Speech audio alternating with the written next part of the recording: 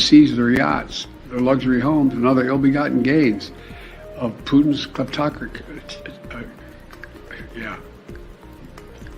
Kleptocracy, and the guys who are the kleptocracies. Of Putin's kleptocracy.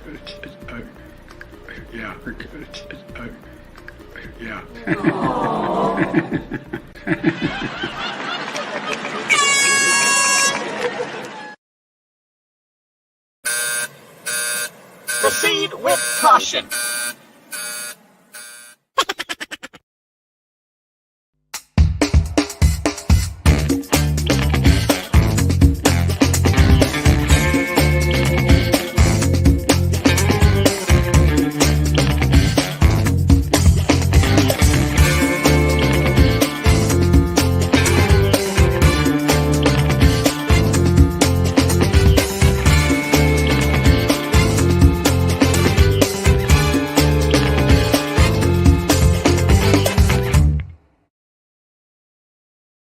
Cut out the jibber jabber.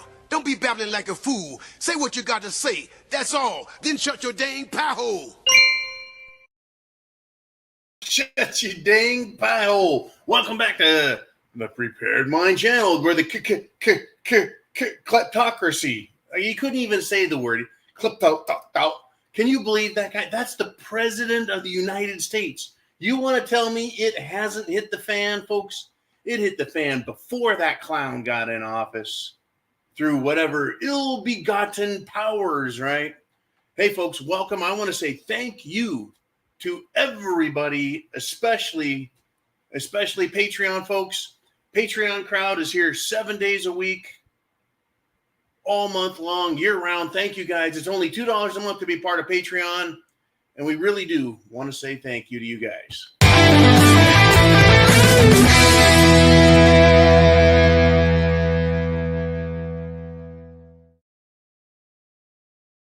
And out of respect for everyone's privacy, their names, so they don't get canceled, they don't get doxxed, they don't get picked on, they don't get screwed with or embarrassed, anything else, we don't do that. But I tell you what, it is now time for the live Sunday night, right? This is where you get to ask the questions. Hit that super chat button up there, and I will make you famous. Let's do it. Let's get it all started. Let's get it on. It's hit the fan, folks. Are you ready?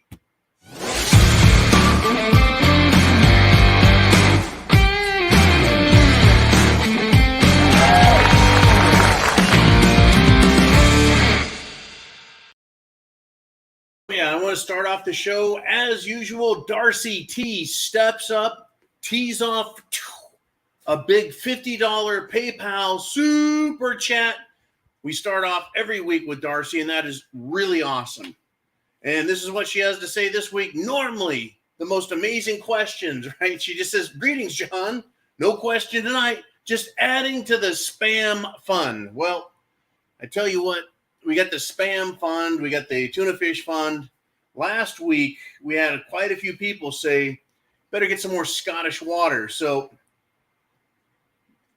we're going to start off with exactly what that is. That would be some of the Glenlivet 18-year-old. A beautiful bottle of that. Thank you guys last week. Now let's get into it. It is your chance, folks. What do you want to talk about? I've got a whole series of things. It starts at the top of the page and rolls all the way off the bottom. Let's start with Frank Rizzo with a $4.99 super chat donation through the super chat column. We do have PayPal, we do have CashApp, but right here on YouTube is the super chat. He says, "Semper Fi, chat." You bet, Semper Fi, man. And I want to put out another special thank you to start this show off to Alaska Prepper. I looked in on some of the comments, and Alaska Prepper is passing the word on to his subscribers and saying, check out the Prepared Mind channel. We picked up since last week 200, folks, 200 new subscribers. This is what we need to do. We need to find all the good channels and be subscribed to all of them and make sure we stay current. So thank you, Alaska Prepper. You are the man. You stepped up. We have a bunch of you out there. We got Mr. Skylight stepping up. Darcy always steps up. Too many names to name. I said a few names, but I had to put out a special thank you to Alaska Prepper. His channel is really bringing in a lot of people, well, not just to this channel, but to his own, bringing people into the prepping and awareness community. The prepping and awareness community, folks, is a huge, huge deal. So for everyone who's new, who's come over from Alaska Prepper, welcome. You guys are going to love it here, especially on Sunday Night Live, where we combined our Patreon crowd with our YouTube crowd, and we just get it on. We look at the coming week. We look at what is about to happen. We're actually, I mean, it's not like it's a surprise. We get surprised, no doubt. No doubt we get surprised, but so many times we can see what's coming. We can see what's coming, folks. For you and I, we're just regular people. We were supposed to line up, take the Jim Jones juice because they told us to. They did. They told us to. You guys, you should be taking that stuff, right? I don't think so. I'll pass on that. But they want us to. Were you aware? Have you heard that hundreds, folks, hundreds of Centers for Disease Control, CDC employers, still haven't received their Cerveza Bug Jim Jones juice? Can you believe that, folks? Hundreds of them, nearly 400 employees, according to the U.S. CDC and Prevention, right? Centers for Disease Control and Prevention, they haven't received their Jim Jones juice. I mean, were they saving all of us, allowing us to get ours first? Or were they like, we haven't seen enough information. We don't think that stuff is effective or safe or anything. We ain't taking that shit, right? This data was obtained by the Epoch Times, and they put it out for the world to see over the weekend. Interesting stuff came out over the weekend. Some things I can talk about, some things I can't. If you're on Patreon, we talk about everything. We have links, videos, news stories, everything that we can't talk about and post here or on Facebook or anywhere else. It'll be on Patreon.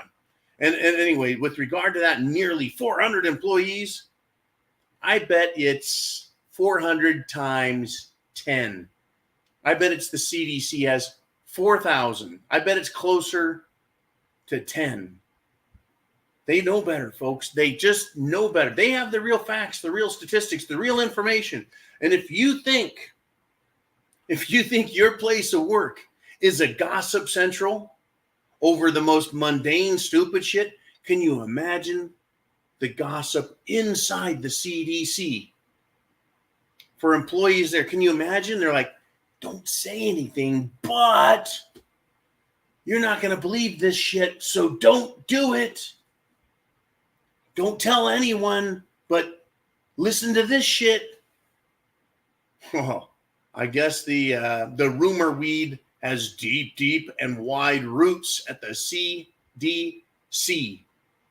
Whoo! Okay, anyways, this is your chance, folks. Your chance to come on Sunday Night Live.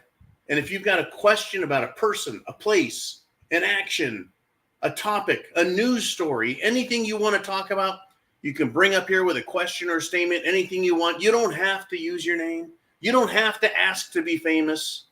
But there's so many of you that are asking great questions. I mean, when I ask a question, I'm just looking around for an answer. I mean, sometimes I ask you guys and you ask me, but other times I'm just looking out at the wide world. You know, I'm like, hey, get a bullhorn. Does anyone have this answer? And you start looking, you start digging, and you start discovering some wild shit. Truth is stranger than fiction, folks.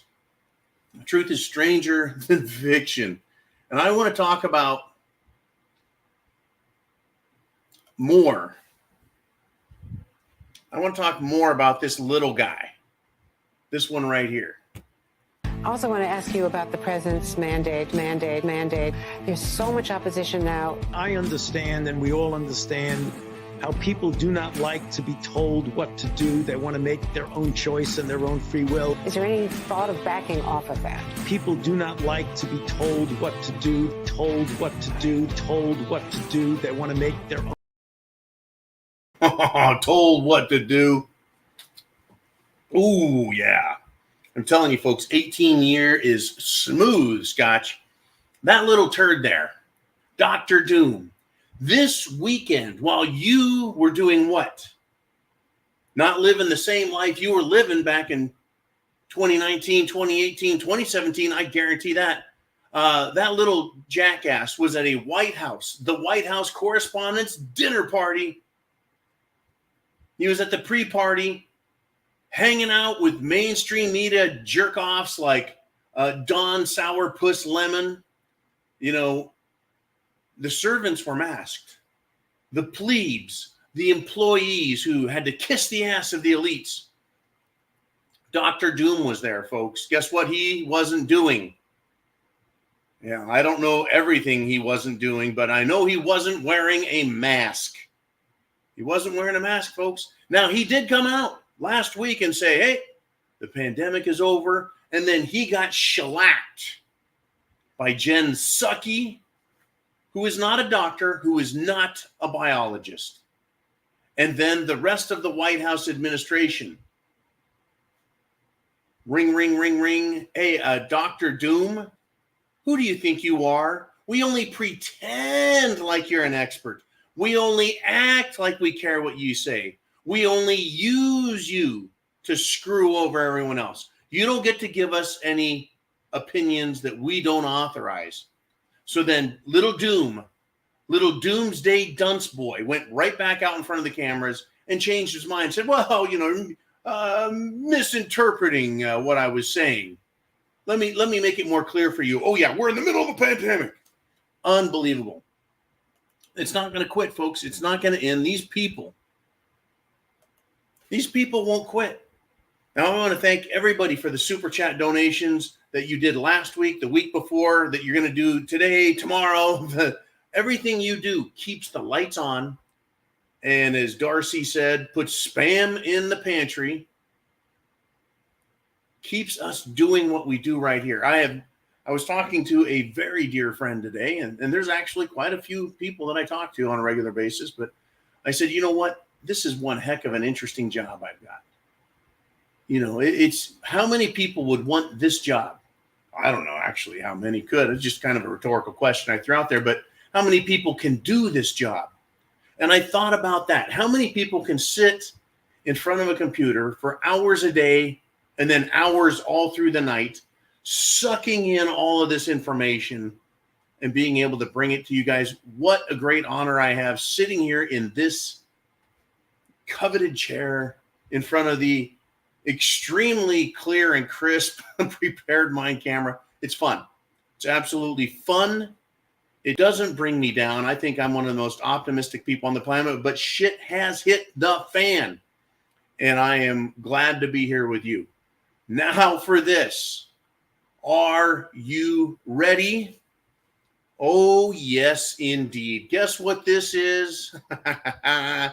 It is the Horse's Ass Award, and we're giving it out on Sunday Night Live. Here we are.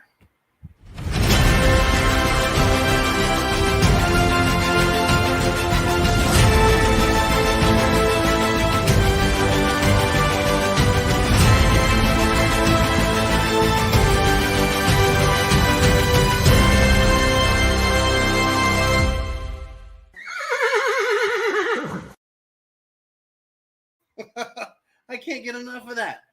Bill Gates. That's right, folks. Bill Gates get the horses. He gets the Horse's Ass Award for his quote.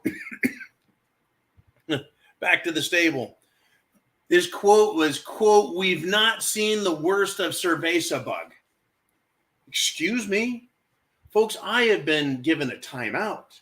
I've gotten a week-long timeout. I've gotten a 2-week timeout, several of them, as you guys know, in the past, for saying far less than that. I'm not allowed to talk about real things, but I can talk about cerveza bug, I guess. and the Jim Jones juice. But after, is this guy an expert? Is he a doctor or a biologist? Why does he get to say stuff? I mean, the expert on cerveza bug comes out and says the pandemic's over, and then he gets freaking browbeaten by the politicians. They're the real experts, folks. Bill Gates buys politicians for breakfast. He eats them for lunch and he craps them out for dinner. Bill Gates, folks, is a piece of work. He's got his hands in everything. The world of computers. He works in the world of vaccines, and he works very closely with the World Health Organization, and he's got a molten salt reactor that he's going to put in a old coal-fired power plant. He's got his hands in everything, but he wants to let us know, folks, because he's a billionaire, that he must be an expert or a biologist or something. He says we're still at risk of this cerveza bug generating a variant that would be even more transmissive and even more fatal. Really? He says it's not likely. I don't want to be a voice of doom and gloom, but it's way above a 5% risk of this pandemic. We haven't seen the worst of it. Wait. It's way above a 5% risk? Huh? Folks, the odds of survival, right, was 99.99%. This guy is incredible. But I can't say shit. You can't say shit, right? Unbelievable. Bill Gates, back in the barn, you giant jackass, you. All righty. What I need you to do is make sure everyone who is needing to be awake is awake. Everyone who needs information gets information, that everyone who should be here at Sunday Night Live is here. I mean, we don't have Sunday Night Football. We don't have the Oscars this week. We don't have Easter. We don't have a holiday. Everyone should be participating, folks, somewhere, if not on the Prepared Mind channel, somewhere, for a Sunday Night Live chat to get ahead of the game. So do this. Get everyone you can. Give them the URL. Give them the internet code up there. Send them that address so they can come here and check this out and wake up. It is only through our, I hate to say this, folks, activism. Activism. It's only through our activism as conservative, constitutional, decent human beings. It's only through our activism that we're going to get through this SHTF crap. And if we don't help others, no one's going to help them. Right? How many times, I mean, with you guys, get this. I've had a lot of people in my life tell me, you're a wacko. It's never going to get that bad. The economy's not going to collapse. There's not going to be World War III. There is going to be no pandemic. What do you mean the lights are going to go out? They know how to make power. Folks, what has been going on? Well, they promised us a pandemic. They locked the world down, literally. If I ever told anyone 5 years ago that the government is going to tell every single human being to stay home for 2 freaking weeks, and not just in this country, but around the world, every country will come to the same conclusion, you would have told me that the odds of seeing a pink elephant smoking a big Bob Marley joint would be a lot higher than that actually happening. It's incredible, folks. All of this shit is coming true. There's a huge energy and power crisis right now in Europe. We'll talk about more on that. We'll talk about Germany. We'll talk about France. We'll talk about England. We're going to talk about the whole system is completely fucked up. And everyone wants to pretend like it's just fine. I don't see that. I don't see that. Well, how about those high prices? You're in the grocery store. You see that shit? I don't see those high prices. But wait, what about the gas prices over there? More than fucking doubled in the last year. I don't see that now. It's hit the fan. And we need to tell people, you better wake the fuck up. You better get prepared. And I'll tell you what, this Scotch is doing a fine job. Once again, Semper Fi to everybody. Thanks for hitting that super chat button. Ding, ding, ding.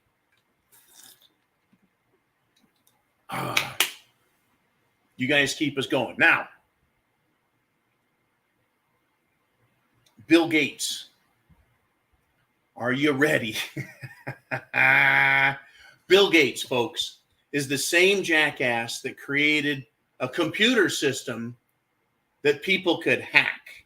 So then he could sell you more what? Antivirus protection, more programs, more firewalls, more this and that. That guy, right? Then he starts working in the field of vaccines. Then he starts working in the field of food.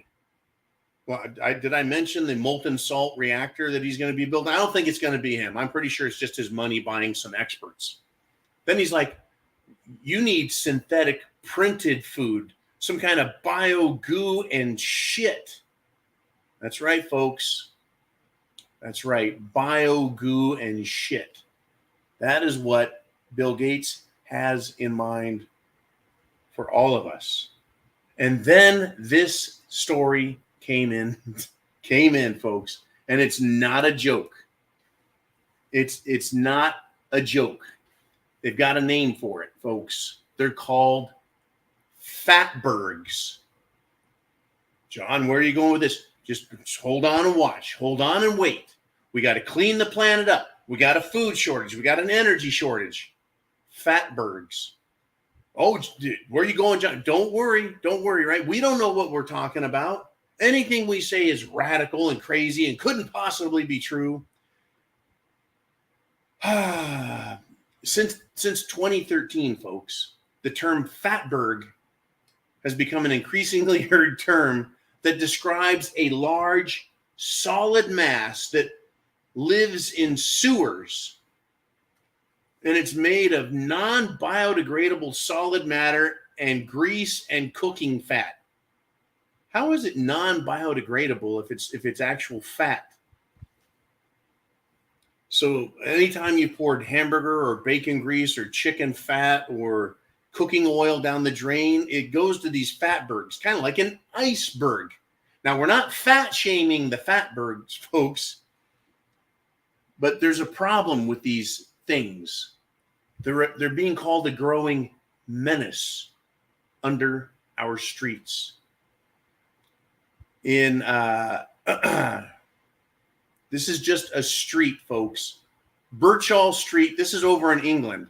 At Birchall Street, Liverpool, there's a fatberg there, and they estimate its weight at 400 tons. There's one in Hodge Hill, Birmingham, 300 tons. Whitechapel, London, there's a fatberg under there, 130 tons. In Chinatown alone, 26 tons. Folks, that's just a couple of streets, a couple of sewer lines, just in the greater London and a couple of other cities. Fatbergs. Now, let's take a step back. Follow me here, right? Follow me on this, camera guy. We've got war between Ukraine and Russia. So now we don't have enough energy because they're cutting off the gas, the oil, the coal, the uranium, all that stuff is getting cut off. They've also decided that they're not going to send out all of the fertilizer that Russia and Ukraine make, manufacture, and distribute. So now there's not enough food going to be grown. And while I'm on that topic, some bitch came out. Some know-it-all, green weenie socialist bitch says, well, I'll tell you what, since you don't have the fertilizer, maybe you farmers will figure out a more sustainable, ecological, economical, super-duper green weenie way to fertilize your crops. Really? Really, lady? They're going to cause a food shortage. People are going to starve. Okay? Remember that. People are going to starve in third world countries. And in emerging market and first world countries, food prices are going to go through the roof. And she thinks it's cute and that somehow farmers are going to magically pull out of their ass a way to increase yield that performs the same as fertilizer, ammonium nitrate fertilizer, NPK, right? Nitrogen, phosphorus, potassium. Those three ingredients increase the yield of crops. So the amount and size of the produce. Nope, gone. And then we got Bill Gates. Circling back, folks. Unlike Jen Psaki, we can circle back here with the best of them. No, we circle back better than any of them on this show. Bill Gates. Yeah, computers. Yeah, World Health Organization. Bill Gates, okay, energy. Okay, Bill Gates, food. They want to use synthetic bio goo that is grown in some sort of liquid vat and then print out a gelatinous piece of fake meat. And then there's the soy meal food. And then you're going to eat bugs. Disgusting. Oh, yeah. What about these Fatbergs? If every major city in the country, folks, has hundreds of tons of Fatbergs, gelatinous goo sitting in the bottom of sewer pipes. Sounds like a great food source, doesn't it? Doesn't it sound like a freaking marvelous idea to go rinse all that out and transport it to a Bill Gates food factory and feed that non-biodegradable solid matter and grease into some sort of synthetic slop? Well, in order to make their bio goo, folks, they've got to have something to start with. And fat is carbohydrates and sugars and energy all stored and wrapped up in a nice fatty envelope. Wouldn't it be great to break that down and just turn it into food that you and I have to eat? I'm telling you, folks, I'm not trying to gross you out. I'm just trying to let you know where these people are going. Am I making a joke? Am I making a joke? Or is it possible, folks, with these sick people, that they would feed us sludge out of sewer pipes? Bugs. Yikes. Jen Parr checks in with a $3 super chat donation. Nope, super sticker. Thank you very much, Jen. I appreciate it. Your guys' super chat donations gets you ask a question, bring up a topic, a subject, a joke, tell a lie, tell the truth, right? Stump the John. And we got Tamika G checking in with a $10 super chat donation and a question, comment. This is what she has to say. Hang on, everyone. Get set. The food prices are seen and felt by everyone, yet it doesn't make sense to everyone to buy now as prices continue to rise. Not my business, but I care about people. Most importantly, myself. I'll tell you what, Tamika, we have to care about ourselves first. You, me, all preppers, we've got to think of ourselves first. And this is just how life works. Once we're taken care of, then we can reach out and start helping others. That's how it works, right? Mama cat has to eat, and then she can feed the baby cats, right? That's how it works. We have to take care of ourselves. Now, you wrote something very interesting here. It doesn't make sense to everyone to buy now as prices continue to rise. This is where you and I, all of us as preppers, as patriots, are ahead of the curve. If you've got any forward thinking, you can go, okay, last month it wasn't so bad back there. I mean, it wasn't great, but this month it's worse. But if I look back 6 months, 12 months, food and gas was a lot cheaper than it is today. So if I look back through all that history to now, I can see into the future and see that prices are going to continue to go up. Not very good news. In fact, that's really freaking bad news. For people that can think forward, that can plan. That's what it is, right? Food, water, shelter, clothing, medicine, means of self-defense. We've got to have a plan, right, for what's going on all around our world, right? Part of that planning is understanding what we need to live. And if things get even worse out there, how are we going to do that? So yes, yeah, it's not our business, folks, but we can make it our business to help others. It's up to them at some point, though.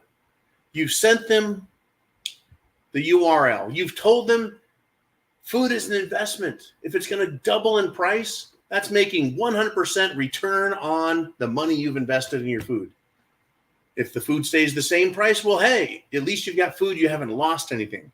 But I'm willing to bet it's going to continue to go up higher and higher and higher and higher, and everyone feels it. Well, except for Bill Gates. I don't think anything on the menu is going to be out of his range, right? No matter what happens in the market, it's not going to affect what he eats for breakfast. Anyways, thank you very much for your great support here, Tamika, and the great topic. And I got Heidi. We got Shelly Chavers. Shelly Chavers checks in again this week also with a $5 super chat donation. And that super chat donation button, folks, is how you keep us on the air. You bring up the best topics. Here we are. And she says, my husband and I have been hearing thumping sounds outside at night lately. And no, I don't think we're crazy. It's not gunshots either. That's interesting. Now, I need more information than that, Shelley, if I'm going to discuss the potential paranormal ramifications of what you're discussing. Let's keep it in this dimension. If you're anywhere near, and folks, we're even talking 10 miles from one of those giant windmills, they can cause you to wake up in the middle of the night with a rhythmic thumping. You can hear it. You can feel it. It affects your pulse, your mind, and they're pushing, folks. They're pushing. They're pushing this green energy stuff. Okay, if you're pushing the green energy stuff, what happens when the wind stops blowing? What about the other 12 hours when the sun isn't shining? Right? Now you've seen a battery-powered flashlight, because that's how flashlights are batteried. It's flashlight, and it's got this many batteries. I mean, to store enough energy to make a flashlight work for 12 hours before it runs out of power, think about it. Most of that flashlight is the battery. If we're going to have our country run on batteries at night for when the sun's down or the wind isn't blowing, you're going to need some really big batteries. They don't have the raw materials, folks, the commodities for those batteries. They don't have the nickel, the silver, the lithium. They don't have that. I mean, it's out there somewhere, but they're not out there mining it. In fact, Joe Biden has he's got rules, regulations, laws, and shit on his desk right now for increasing critical elements, minerals, and components that they need to be mined and produced in this country as quick as possible. I don't hear that equipment running. You know why?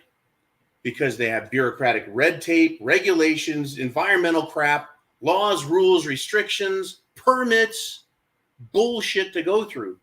So they screw up the energy problem. No Keystone Pipeline, no more drilling, fight with Russia, piss off Saudi Arabia and all their friends over in the Persian Gulf area. Piss everyone off. So we can't get the energy we need. And then say, let's do a green energy deal and have no way to get any of the materials to make this shit. Because why? Because they have all of the government regulatory crap right in the way. That's right, the bureaucracy. These people are incredible folks. They're here to help us, and they're from the government. You better be prepared. thepreparedmind.club. Now, what else could be thumping at night? Let's see. Could be helicopters. Who knows? Anyways, when shit hits the fan and we go Mad Max in some areas, you will have gunshots. You will have people screaming. How are you going to sleep? Should you be sleeping at night? Or should you be listening for those sounds of danger? That needs to be part of your plan. How are you going to deal with the threats at night? And then how are you supposed to operate during the day if you're not getting proper rest? I have been training myself for years to be able to wake up at night, to think, and it's not easy, folks. It really isn't easy. But just wake up, read a little bit, function, check things out, go back to sleep. And I can fall back asleep quick, and then wake up in the morning, be able to take a nap in the day and then wake up. It's, understand it's going to be very difficult times if it gets really, really, really nasty out there. Now let's switch over to Heidi Carson. She sent a $10 super chat donation to PayPal. And thank you, Heidi. Keep on keeping on wherever you're at. She says, after depopulation, who will be left? How will they survive? Now, we're almost at 500 subscribers live. That's right, 500 subscribers live right now. And I've hit a button. If you're not a subscriber, you cannot comment in the comments until you're a subscriber and you've been a subscriber for 30 minutes. We've instituted this on Sunday Night Live to keep out the bots and the trolls, because I don't like trolls. They're bothersome. Proceed with caution.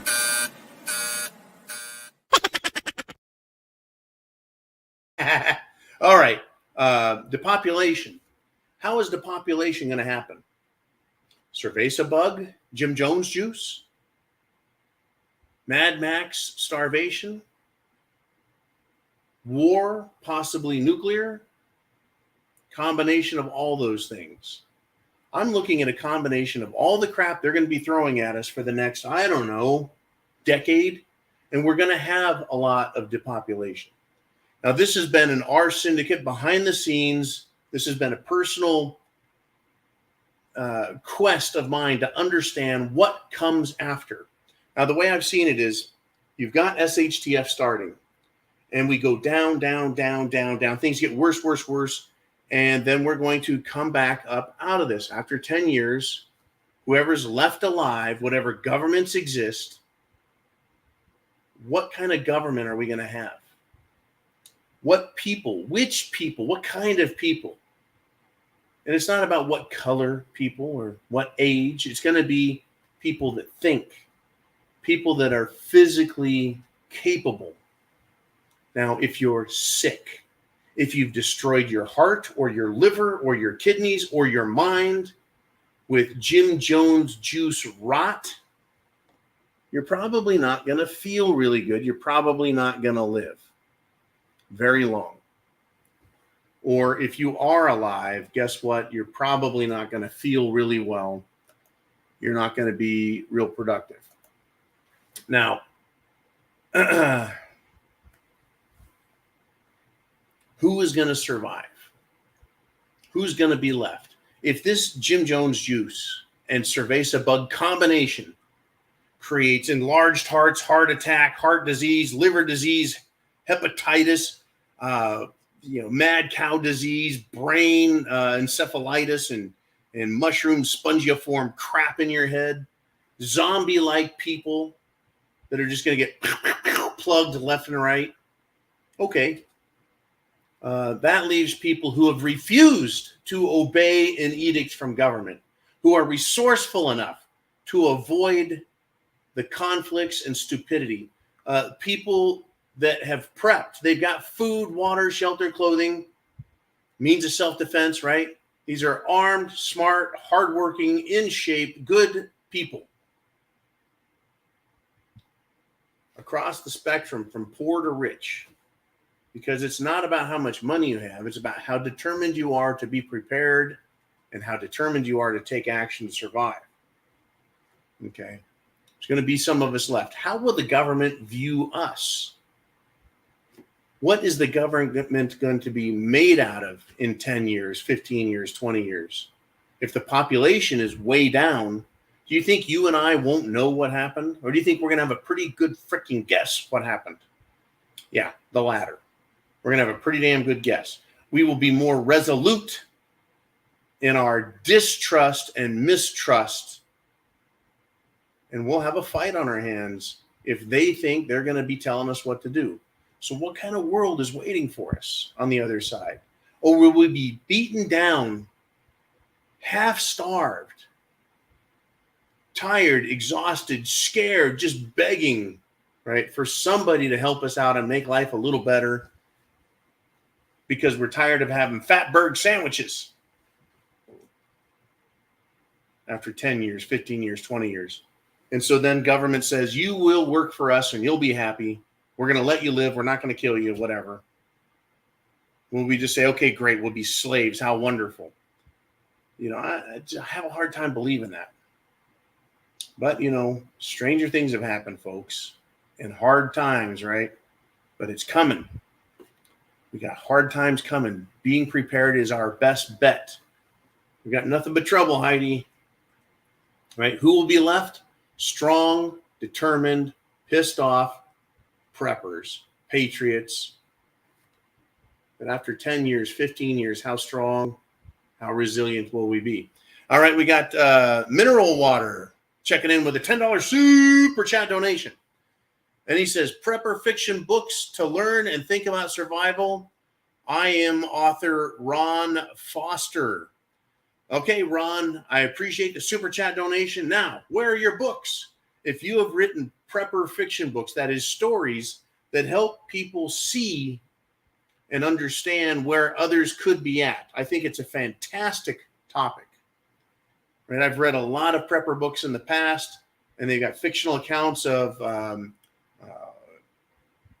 EMP weapons, electromagnetic pulse weapons, or mass coronal ejection, right? Examples of invasion by China or Russia, nuclear war, pestilence, food shortage. There's all kinds.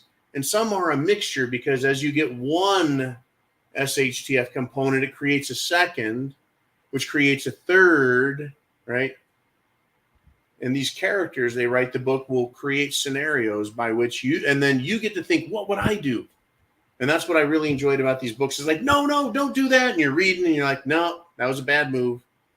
Of course, the author and his imagination or her imagination takes us on this odyssey of crap so that we can think for ourselves, right? What we would do, and we can think about how would we prepare for such a scenario. Ooh, wow.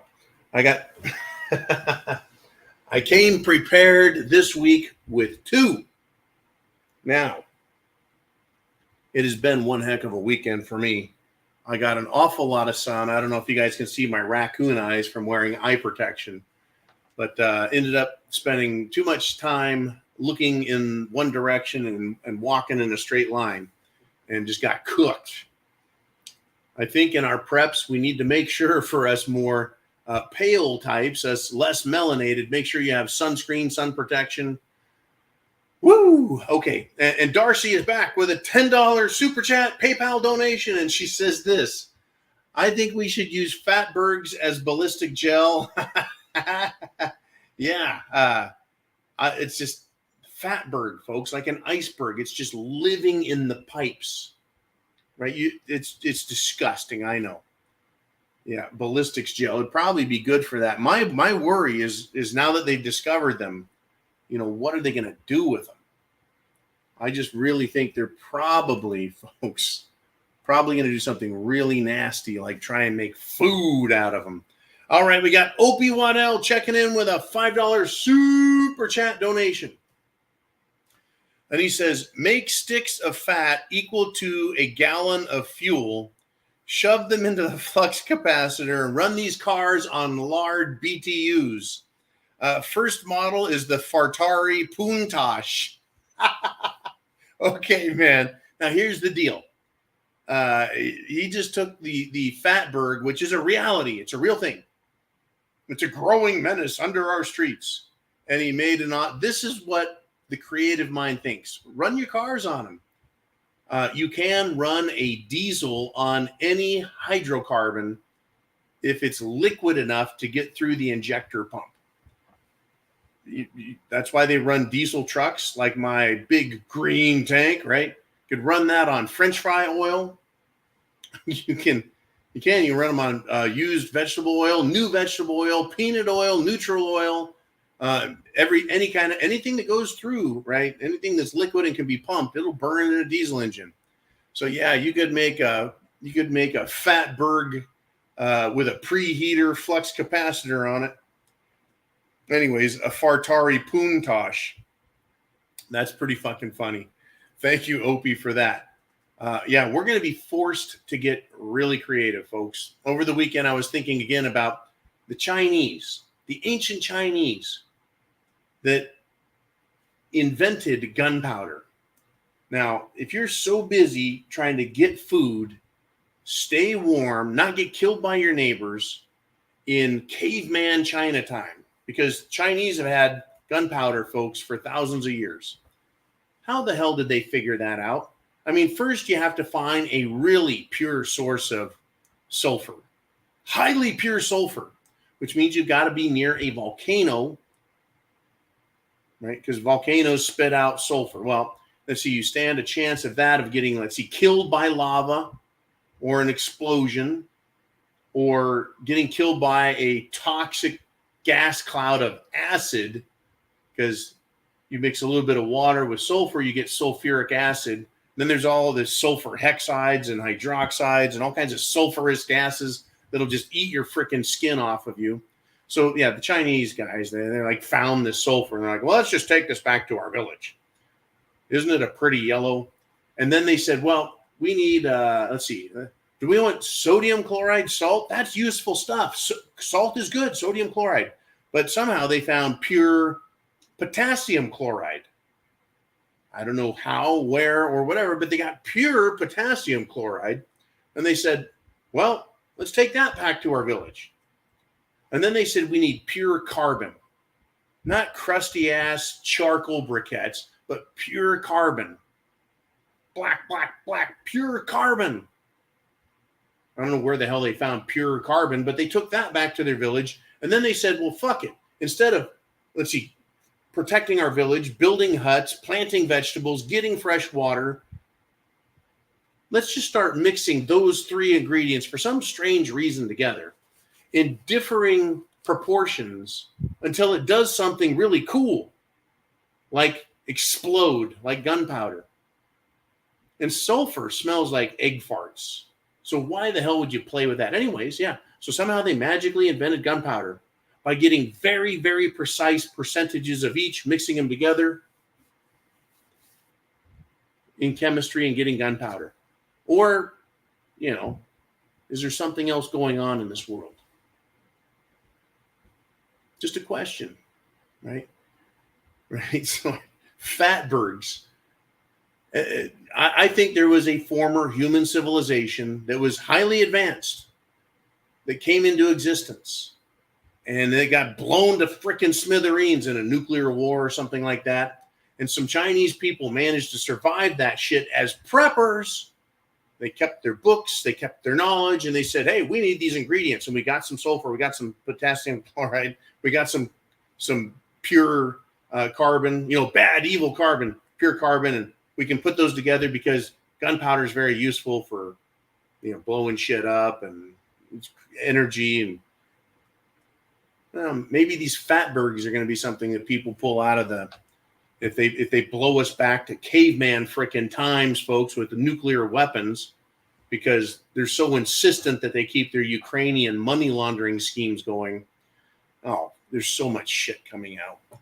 Yeah, they'd be willing to do that. Folks, right now, we're over 500 people live. That is freaking awesome. We're almost to an hour. The president of the United States can't keep anyone interested in anything he has to say for more than 5 minutes just to get 500 people total. And we have 500 people live at one time, you and I. Welcome to the channel. Hit subscribe. Hit the thumbs up. Be sure and hit that notification bell so that when videos come up, it sends you a little message. YouTube is trying to kill us. Google wants to squash us. You, folks, they want you so you can't talk, so you can't listen. And it's because of what you do that we've been so successful, folks.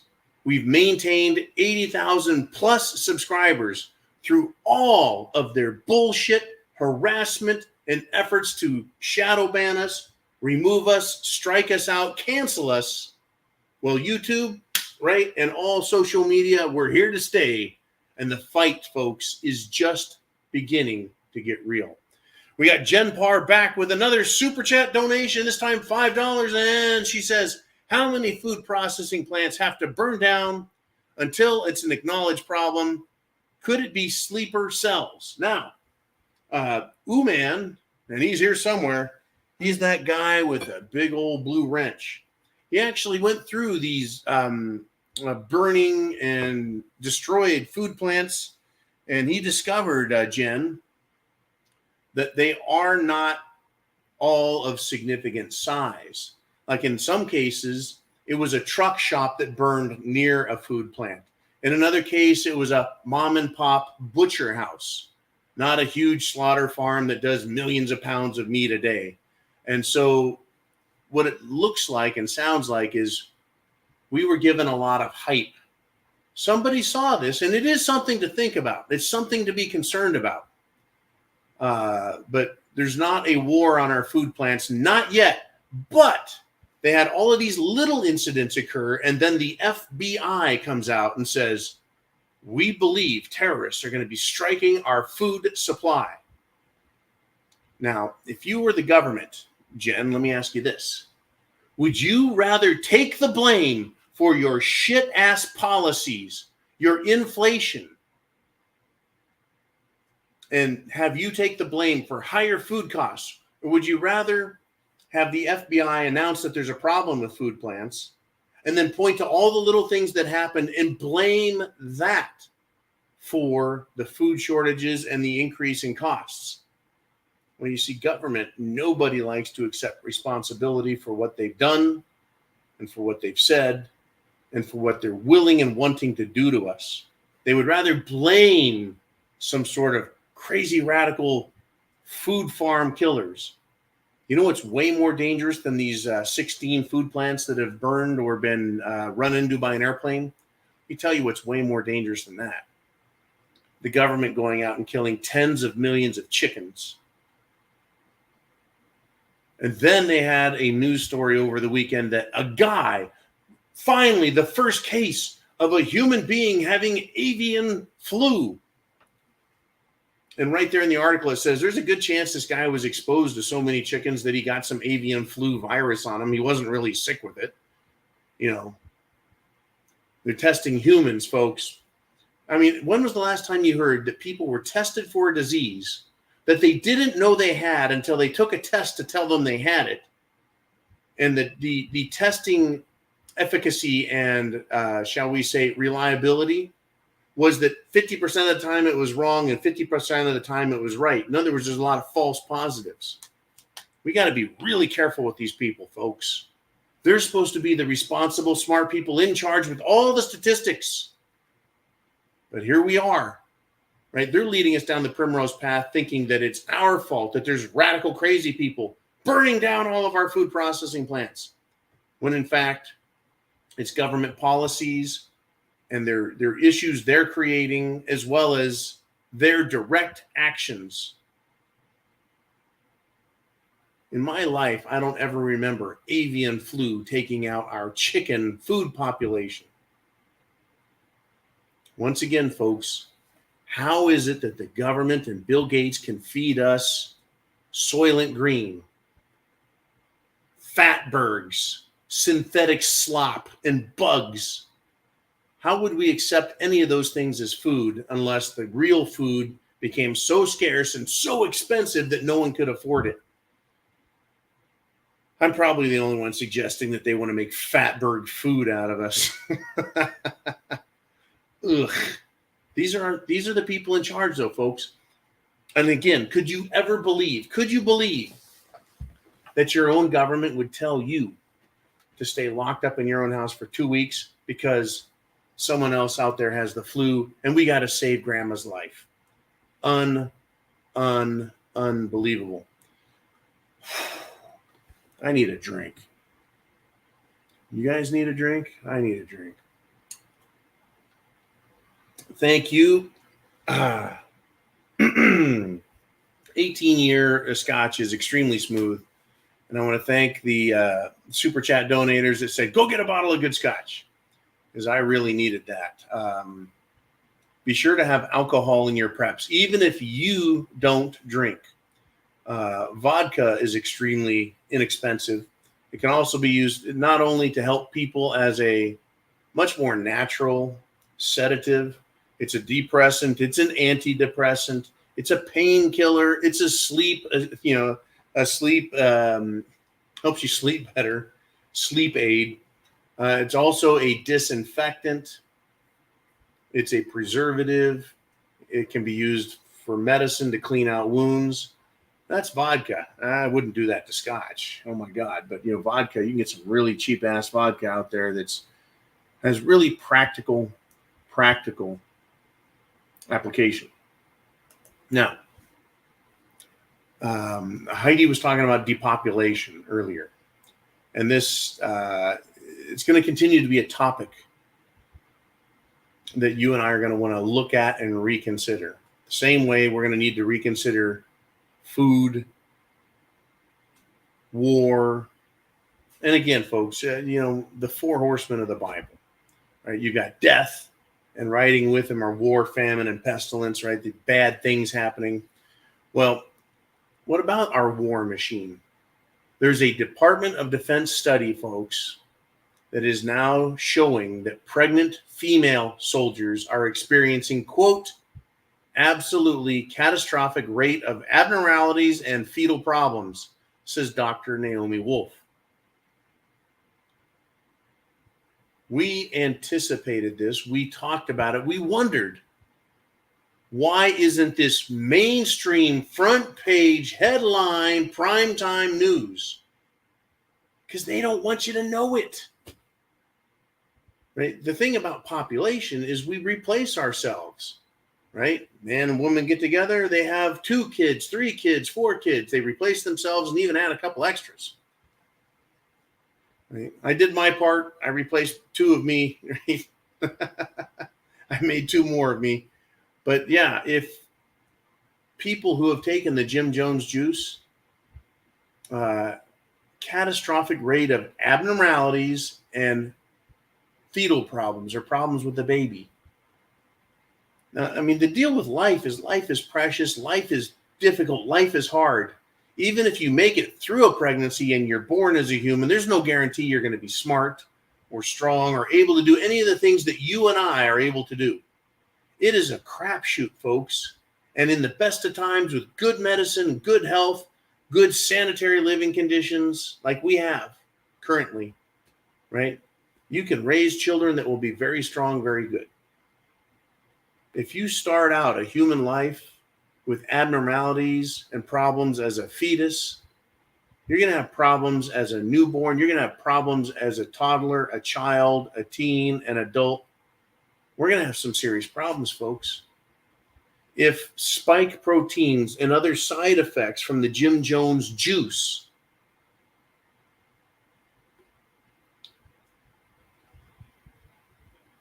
if we're going to have problems with that, what do you think is going to happen in 10 years, 20 years? What's the birth rate going to be like? Is it going to be a lot higher, or is it going to drop, precipitously drop all the way down and continue to stay down?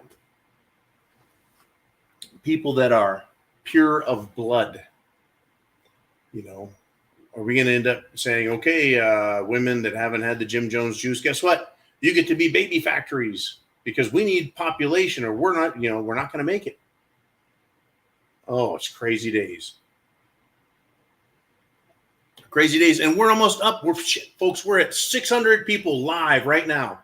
Now, it's been tough. It's been rough getting our live viewership back up to 1,000 people live at a time. By the end of this broadcast, we'll have thousands of people who have come on, watched some, and then left. They'll watch a little at the beginning. They'll come in at the end. They come through the middle. That's okay. But we used to get 1,000. YouTube has been trying to silence us and knock us down. We are now well above 500, just past 600 now. And we need to get it higher. And it's because you guys share that address up there, the internet address, and tell people, come and wake up. You're not going to believe the shit we're talking about. And we've got Old Man River 105 checking in. He became a YouTube member. We have YouTube membership program that helps put dollars in the Get the Fuck Back and Stay Back program. And for new subscribers, folks, I was in California and it was time to check out. And I said, you know what? I need to get the hell out of California. I need to challenge myself and see if I'm up to the task physically, mentally, etc. I'm going to go to the jungle. I'm going to carve out a world to live in. So I went to this place called the RMZ, the Real Man Zone. And I did just that. Now, there was supposed to be some clearing of the land done, but when I got there, there was nothing. Right, I took a taxi from a guy who could barely speak any English and dropped me off on a cold, drizzly-ass, rainy day. I carried 2 suitcases and a golf bag into the jungle and started getting it done. What a crazy thing, right? But I got done. I ended up civilizing it, off-the-grid living. I collected water to drink, to bathe with, to wash my clothes. I survived on commando chow. I battled chickens, right, roosters, and lizards. Had a great time. There's some other weird animals that came around at night. I still don't know what the hell those were. But then it was time for the 2020 election, and I thought, I need to get back to the United States of America. I need to get the fuck back and stay back. The RMZ, swinging in a hammock, right, eating fresh mangoes and avocados and bananas and guava and whatever other fruits and weird shit I found in the jungle. Coconuts. Always sucked if you got a coconut that was old and rotted and you just, crap, you got to go get another coconut. Right? Fresh coconut milk, fresh coconut meat. It was great. It was great. But I needed to get back here because this is where it's at. The United States of America, our country. Our country. I needed to get back so I could fight it. And that was the get the fuck back and stay back. And that's what I've done since I got back on Sunday Night Live. Your funds keep me coming back and keep me here. Oh, how much easier would it be to go live in a freaking jungle in a yurt, right? Solar panels. That was cool as hell. And it was incredible, folks. I was connected to the world. I was able to come on live every day with you guys there. Somehow the signal went out from the phone, found a high-speed link, and made it back to the mainland and around the world every day. Okay, well, we're still climbing in subscribers. We're still climbing in viewers. Let's get to the next Super Chat donation topic. And just understand, folks, it is incredible. Yeah, the world.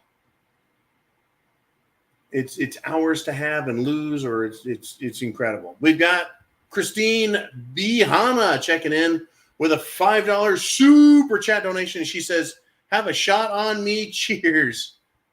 Oh, ooh. All right. Well, Christine, cheers to you. Semper Fi to everybody. Chance favors the prepared mind, right?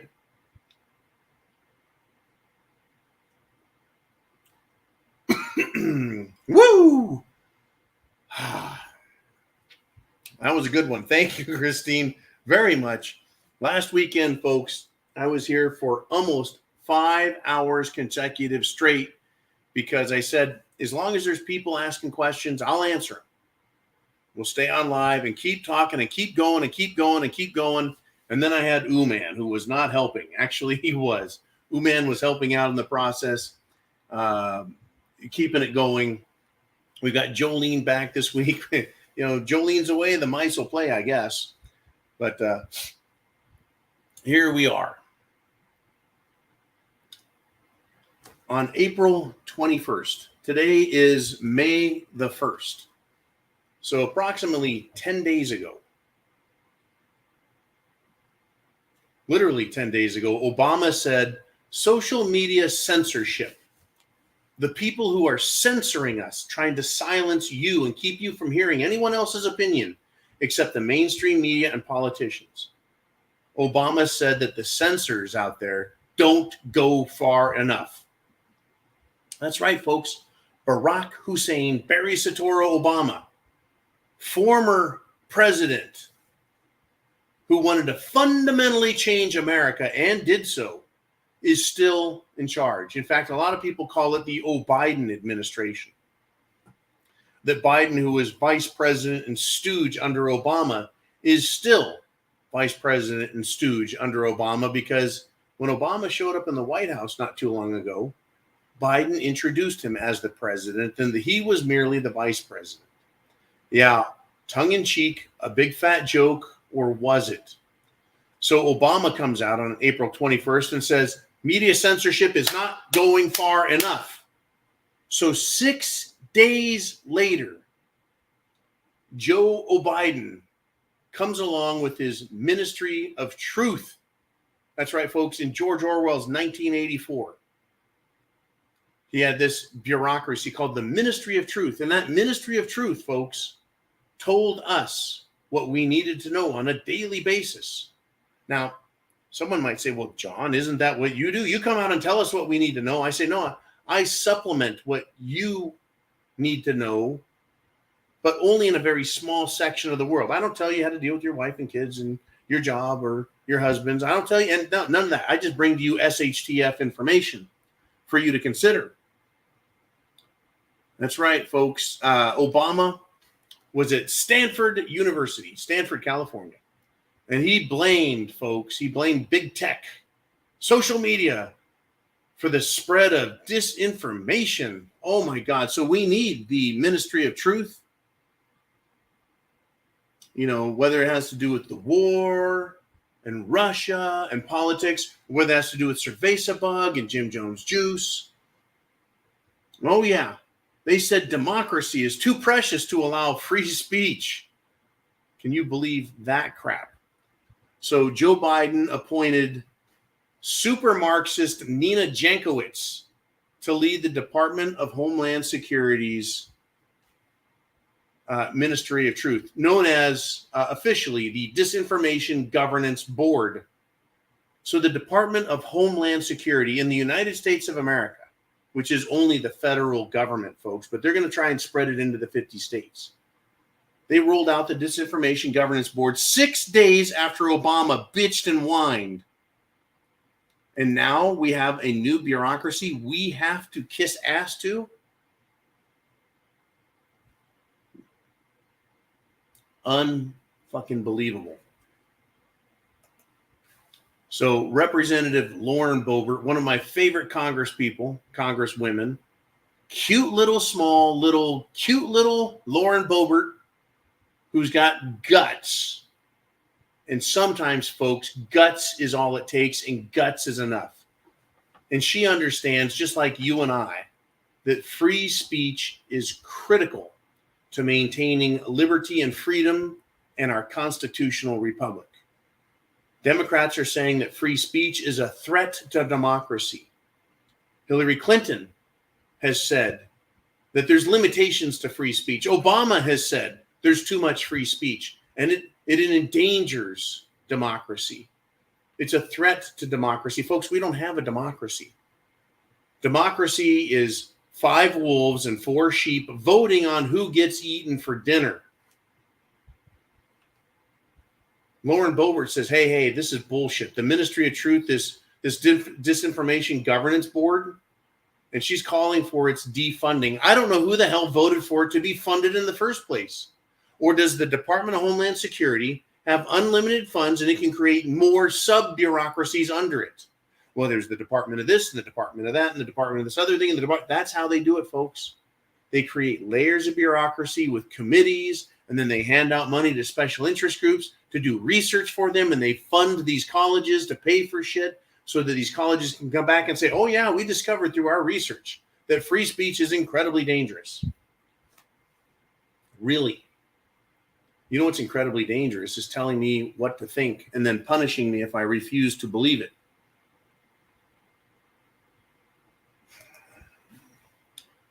I remember when it was, hey, man, I'm a hippie and we're allowed to think whatever we want, man. We can say whatever we want. And we're going to talk about stuff because, you know, government can't stop us. Government has no power to stop freedom of speech, man. Well, that was 1968. That was 1973. And now they want to silence you. Now, Bill Maher, a Democrat, a socialist, though, with his media show, he's basically been the first person to come out and use satire to crack Hunter Biden crack jokes. And he cracked a crack joke. He's making fun of Hunter Biden. Free speech, critical thinking. There's this other socialist, folks, and he's a wacko socialist. But he's Jimmy Dore, D-O-R-E, and he has his channel on YouTube, and I watch his stuff from time to time. And he is allowed to come out and criticize, and he does a great job of criticizing the left. That's right, folks. I just said it. A socialist is criticizing the Biden administration. They see the dangers, folks, and they're Democrats, and they're wackos, and they see how extremists. In other words, you can take a socialist, and I say all a communist is a socialist in a big hurry. And we know communists, folks, love to murder their own people. So you take these socialists like Jimmy Dore, a socialist like Bill Mayer, who are extremely dangerous and anti-constitutional in concept and in theory and in philosophy. And they're looking at the Biden administration and what they're doing, and they're saying they are dangerous and wrong because they want to kill free speech. Now, what's fascinating about this, and we're going to do a little history now, is the Soviet Union was the Union of Soviet Socialist Republics. They were socialists, but they were communist, social communists. And they used young idiots. Today we call them liberal millennials, centennials, whatever the hell these young people are, age 30 and below. The Soviets had similar things, similar young people, the same way the Nazis had Hitler Youth and their brown shirts. These are their thugs, their street warriors. Right? The Russians or Soviets had Bolsheviks, and they used them to create a power surge, and they took over the country. Right? Well, guess what? The Democrats, these super, super, super dangerous radical ones, they now have that power. Biden, controlled by the massive socialist woke corporations, have power. They control the military, the economy, finance. They control everything they need to control. What did the Soviet Union do to Bolsheviks? Their most radical of people. Well, they were useless. There was no use to keep them around. Do you think the Soviets kept useless people whose only idea in life was to revolt? Well, that's right, folks. Anyone who questioned the Soviet government, once it was formed, was made to disappear. So not only did supporters of the Romanovs, the Tsar of Russia, the royal family, they killed off anyone who criticized them. There was no free speech allowed. And if anyone asked for it, they got to go to the gulag. They got a bullet to the back of the brain. So Bill Mayer, Jimmy Dore, well, they're socialists, all right, folks, but they understand. They know what their last meal is going to be if these people take absolute total control and have their way. Their ministry of truth, their Jim Jones juice indoctrination. They know what's coming for them. They know how dangerous it is. Good. I'm glad they understand that, because yeah, they're going to be the first to go. You know, Jimmy Dore, you want to criticize radical socialists with your free speech? You know what's in store for you. Your last meal is going to be the same meal I get if these people have their way, and that's a big fat lead sandwich, right? They would love to give me, a hot, fast meal. You too, and they know it. And I think that's why they are so concerned about this free speech crackdown. Hang on to Crazy Uncle for just a moment. Thank you, Jolene. You kick some ass now, because I want to finish up on this thought. Get your questions in, folks. Get your super chat donations in. Get your questions. I'll cover everything. I won't get off. I won't sign off. I won't check off. I won't close down the conversation until I get to every last one of you. Like I said, last week I went from 2 hours. We almost went 5. Over 4 hours and 45 minutes. We kicked ass and answered every question. And I also drank an awful lot of scotch. Now, this disinformation governance board. They're pushing it, folks. They're pushing it. Time magazine, one of their journalists came out and labeled freedom of speech as a white male obsession. Oh yeah, free speech is now about toxic masculinity, folks, and white extremism. Did you know that? Here is, folks, the extremism of the socialist, democrat, hypocritical, woke tardation crowd. She wrote, quote, "They say that something is worth what someone will pay for it. If that's true, then protecting free speech, which Elon Musk has cited as a central reason he agreed to buy Twitter for $44 billion this week, may be worth twice as much as solving America's homelessness problem and 7 times as much as solving world hunger." So Elon Musk shouldn't have spent $44 billion of his own money and his investors' money on Twitter when he could have solved the homelessness problem and solved world hunger. That's it. That's all it takes. 44 million. She added, quote, "It's worth more," well, to Elon Musk, "it's worth more than educating every child in nearly 50 countries, more than the gross domestic product of Serbia, Jordan, and Paraguay." That's right, folks. One guy, Elon Musk, spent more money on Twitter than they make in hard gross domestic product in Serbia, Jordan, and Paraguay. Yes, free speech is second to homelessness and children in third world countries. So Musk is evil, and he's a toxic man at that.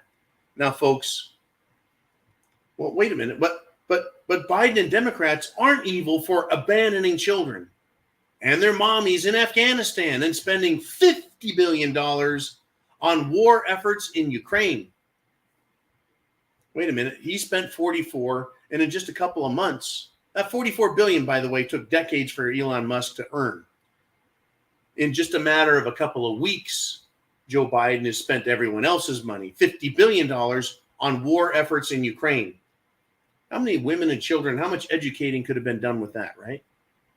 How many billions has Biden, Pelosi, and Democrats spent on pharmaceutical companies that made billions in profits on Jim Jones juice and testing and lockdowns? How many billions are stolen and laundered in bioresearch and other fake business scams and money laundering schemes in Ukraine? By the way, Nancy Pelosi flew her wrinkled old ass over to Ukraine this weekend and personally met with Voldemort Zelensky. Remember, can't have Z's in Ukraine because that's Nazi. No, that's Russian. No, that's bad. Yeah, she met with Voldemort Zelensky in person in Ukraine. I wonder what deal she was sewing up there. How many billions of dollars?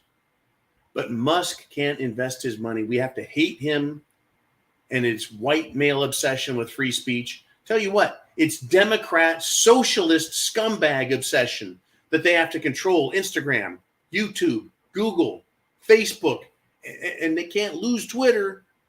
That's right. Twitter's just one of the panoply, right? The cornucopia of free speech social media that's not free.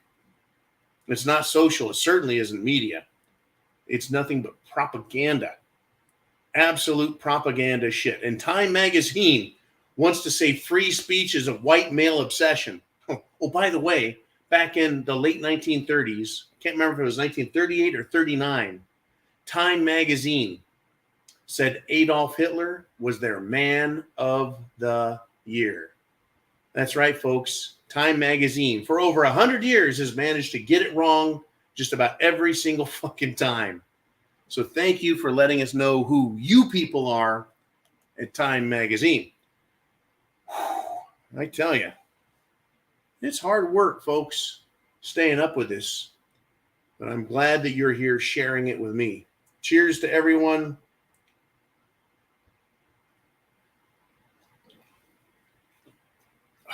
Wow. All righty. back to the super chats. What do we got? Jolene. We got Crazy Uncle with a $5 super chat donation. And he's got his prepper tip. Every week we get Darcy. Every week we get Heidi. Every week we get Crazy Uncle with his prepper tips. We get Mr. Skylight with his awesome Patriot quotes. Right now we got Crazy Uncle on the board. He says, prepper tip, it's planting season. Don't be fancy and do it by the numbers. Don't forget, watch for critters, 4-legged and 2-legged. No matter what you do, start planting. A friend of mine planted some seeds and was shocked to discover in 2 days that they germinated, sprouted, popped up through the dirt, and in 3 days were 2 inches tall. Like, holy cow. These sprouts can grow fast, right? You can grow food quickly, folks. Some take 6 weeks, 8 weeks, or 12 weeks to go from seed to producing fruit that you can eat. Some, you eat the plant. Others, you eat the fruit. But you've got to start them. You need to start them. Just do it, right? And then understand animals are going to want to eat it. Rabbits, deer, and then also other people if they get hungry. Right now, I don't think we have that problem with people stealing your produce, but it's something to keep in mind. But start planting your food, folks. Find out what grows, how long it takes to get, how much produce, poundage yield you get, and then how do you preserve it? Last week, I talked about buying vinegar. Vinegar is cheap, folks. Vinegar, you can put vegetables in and pickle them, store them, can them. And vinegar is very good for the digestive system. It'll set you straight. It'll make your lips pucker. But by golly, like cucumber slices in vinegar, tomatoes. I did cherry tomatoes and dropped them in vinegar. And man, was that good in a salad. Okay. So we got Blue Cord Devil with a 762 super chat donation. And he says, for your next shot. All right, man. That's probably three shots in that glass still. I'm not going to get all 3 because I don't want to just fall out of my chair. You know what I'm saying, Thuyas?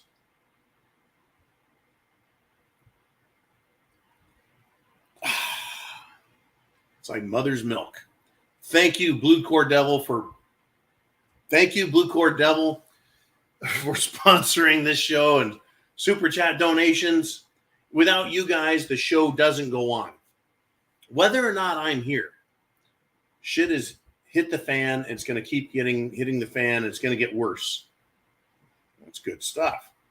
It's going to get worse. Our job as preppers is to help one another. You guys keep me on here, keep me going so I can come out with news, analysis, predictive analysis, where this is all going. Without you, I'm not here, folks. Without any of us, shit is still going to get bad and get worse. So I'm glad we're here so we can be ready for it, prepared for it, and we can help others. We've got awesome 625 people, folks. Numbers over here on my screen. 625 people live. Sharing this link is going to save lives. I wanted to say it earlier, but I get sidetracked. There's so much to talk about. I get people that used to say, John, you're full of crap. This isn't going to happen. It's never going to happen. Remember that discussion just about an hour ago? It's never going to happen. There's not going to be food problems. There's not going to be power problems. There's not going to be, what are you talking about? War. Folks, it's on us now. We're neck deep in it. We're chin deep in shit. When you go to tell people, hey, shit's hit the fan, are you prepared? What are they going to say? Are they going to laugh at you now? Oh, no. They're going to be like, yeah, it ain't that bad. Okay, well, I'll tell you what. Wait till fuel is $7, $8, $10 a gallon. Wait till a gallon of milk is $10 a gallon. Wait till you go to the store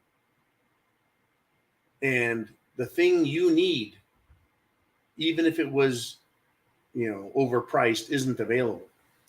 Those days will come. It has gotten that bad. It continues to get worse. Now, that's the negative people.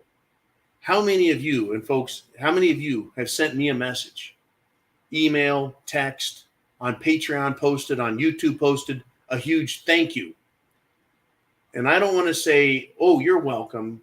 I want to thank all of you for helping us stay here with the super chat donations, coming to Patreon for $2 a month, and you get a ton of information, live Q&A all week long on Patreon for $2 a month. Your membership on Patreon also keeps us going, and it's you guys that are keeping me here so we can get everyone else prepared.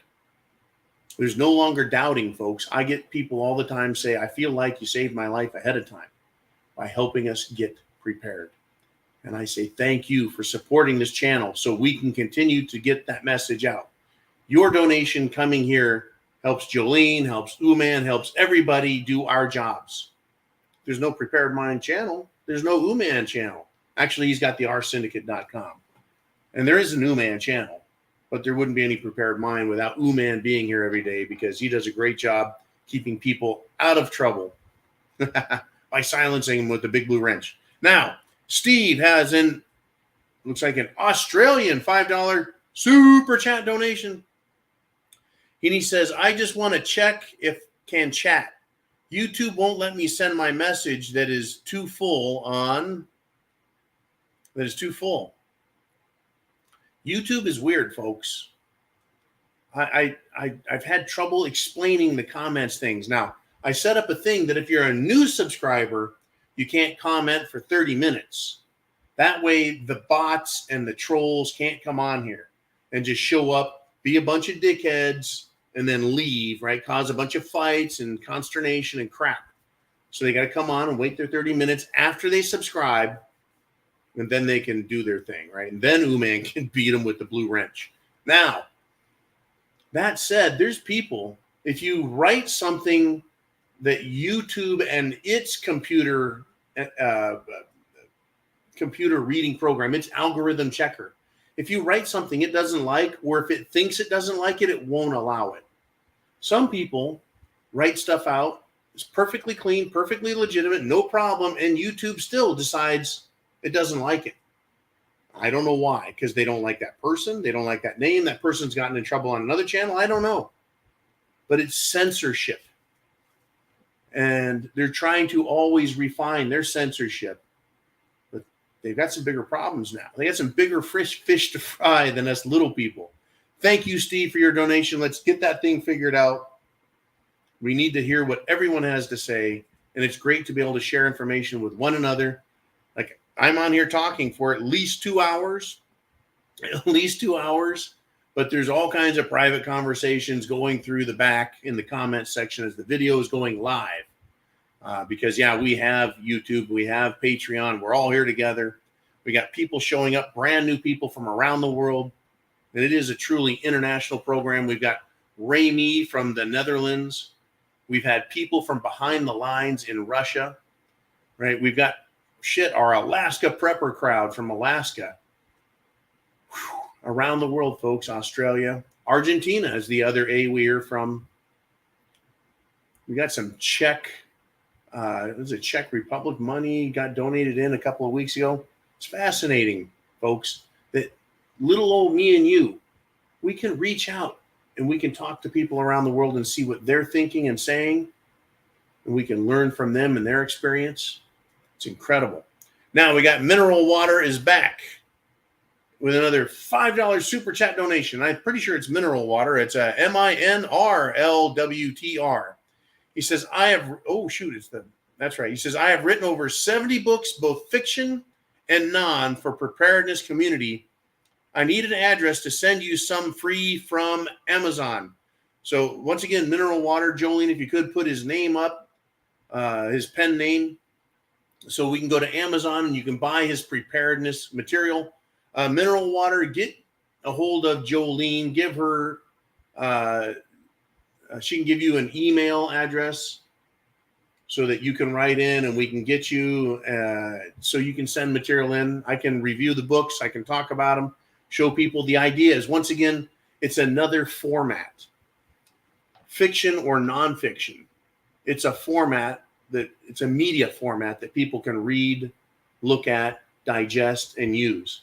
Now, I've talked to some people who have bought some of the other books we've talked about in the past, and they put notes in the margins. Some people And I'm one of them, folks, right here. Right here. Yep, there it is. I'll turn to a blank page so you guys don't get to see my plans. Prepper plans on notepads. Ideas. Always writing down ideas, thoughts, ideas. I email myself. I send notes. I write notes. But a lot of people put their preparation plan, right, in the event of power outage. This is what we're going to do.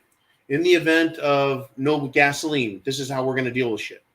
And they put their plans down. You get these preparedness books, and you can make notes in the margins or put cliff notes off to the side and just keep it fresh in your mind. Now, we got Crazy Uncle back with another Super Chat donation.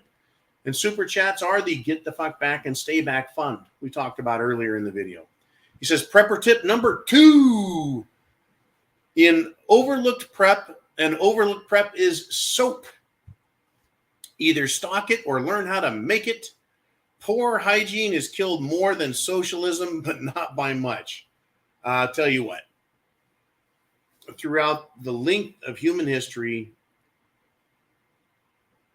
yeah, infection kills.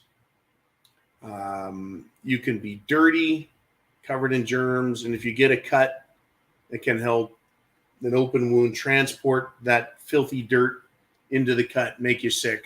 Now, here's the deal. I think my mom used to pull my chain all the time. As a kid, I was always getting dirty and fucked up and riding motorcycles. She said, cleanliness is next to godliness. And I was like, I don't know. I mean, that sounds pretty extreme. I don't know if I want to step into that room, you know. Ooh.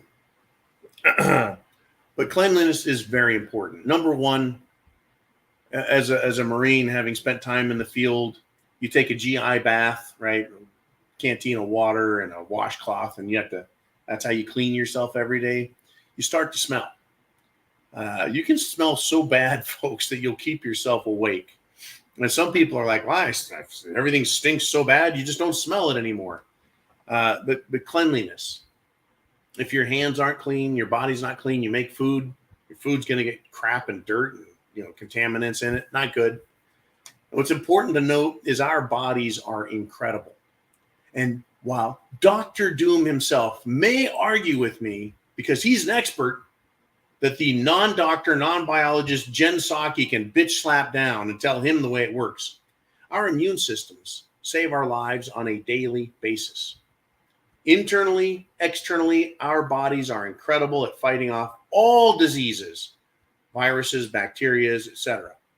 Our skin, folks, your skin on your body, our skin is the largest organ of the body. That's right. Our skin is an organ, and it acts as a protective barrier between us as a biological entity and all the biological entities of the world. If your immune system is strong, you can fight off infection, disease, bacteria, virus, etc. If you have a strong immune system. Let's see, if you Jim Jones juice yourself and do other things like inject heroin and drugs and crap in your body, well, guess what? You're going to weaken your immune system and you're going to succumb to disease. So our body needs lots of combat training with filth and dirt. But at the same time, we don't want to overload our body. So yeah, being clean, as Crazy Uncle says, very important. Disease and filth and infection has killed. That's how people die. If you don't die of cancer or organ failure or something in your 60s, 70s, 80s, 90s, heart attacks, that sort of thing. People that prematurely die, it's typically from an infection and a failed immune system. So clean is good. Now, soap, you can clean your body, you can clean your clothing with soap. When I was in the RMZ, folks, I brought with me some chlorine tablets, some pool chlorine tablets that I dissolved in a bucket of water. I discovered that if you don't let it sit in the water for like 2 hours, that there's little teeny crystals that land on the cloth, and then it gives you bleach spots. So make sure if you're going to use chlorine tablets, you wait a couple hours so that they're fully dissolved, and then your clothes will get sparkly, fresh, clean, and you'll kill all the germs. I also figured out that I was using too much chlorine bleach, or rather chlorine granules, pool chlorine tablets. It did a good job, but it also kind of bleached out some of my clothes. But that's being clean, right? Soap. I've got over a dozen bars of regular soap, Ivory soap, because I don't want to take the time to make my own soap in SHTF. It's very cheap, very inexpensive, very practical. Very practical. Now, I do want to say this. In SHTF, in a war zone, you can smell people that are too clean, especially if the people that are coming after you are filthy freaking dirty. They'll be able to smell your soap. They'll be able to smell the fragrances of your soap. In fact, I had a bar of Irish Spring at the RMZ in the jungle. And every time I take a shower afterwards for like 2 hours, some bugs, mosquito type bugs, they'd buzz around me because Sergeant Major Michael said, "Hey, John," he sent me a message. You use that Irish Spring and it's full of perfumes and it attracts the bugs, you dummy. And I was like, oh, I totally forgot that one. So try to use perfume-free soaps. It won't attract bugs. It won't attract other human beings. But yeah, you'll be able to smell dirty people. And so by you being clean, by your prepper group being clean, having soap, staying clean, it'll help you know when someone who's not part of your group is near. If they're upwind and you're downwind, you'll smell them coming. You don't have to be Arnold Schwarzenegger from the movie Commando. I smelled them coming, didn't you? No, you don't have to be that good. But yeah, you can smell people, folks. Just as surely as you can smell a rotting dead animal, you'll smell filthy people in SHTF. Now, once again, let's see. Fatbergs are made out of fat. Look into how you make soap out of fat.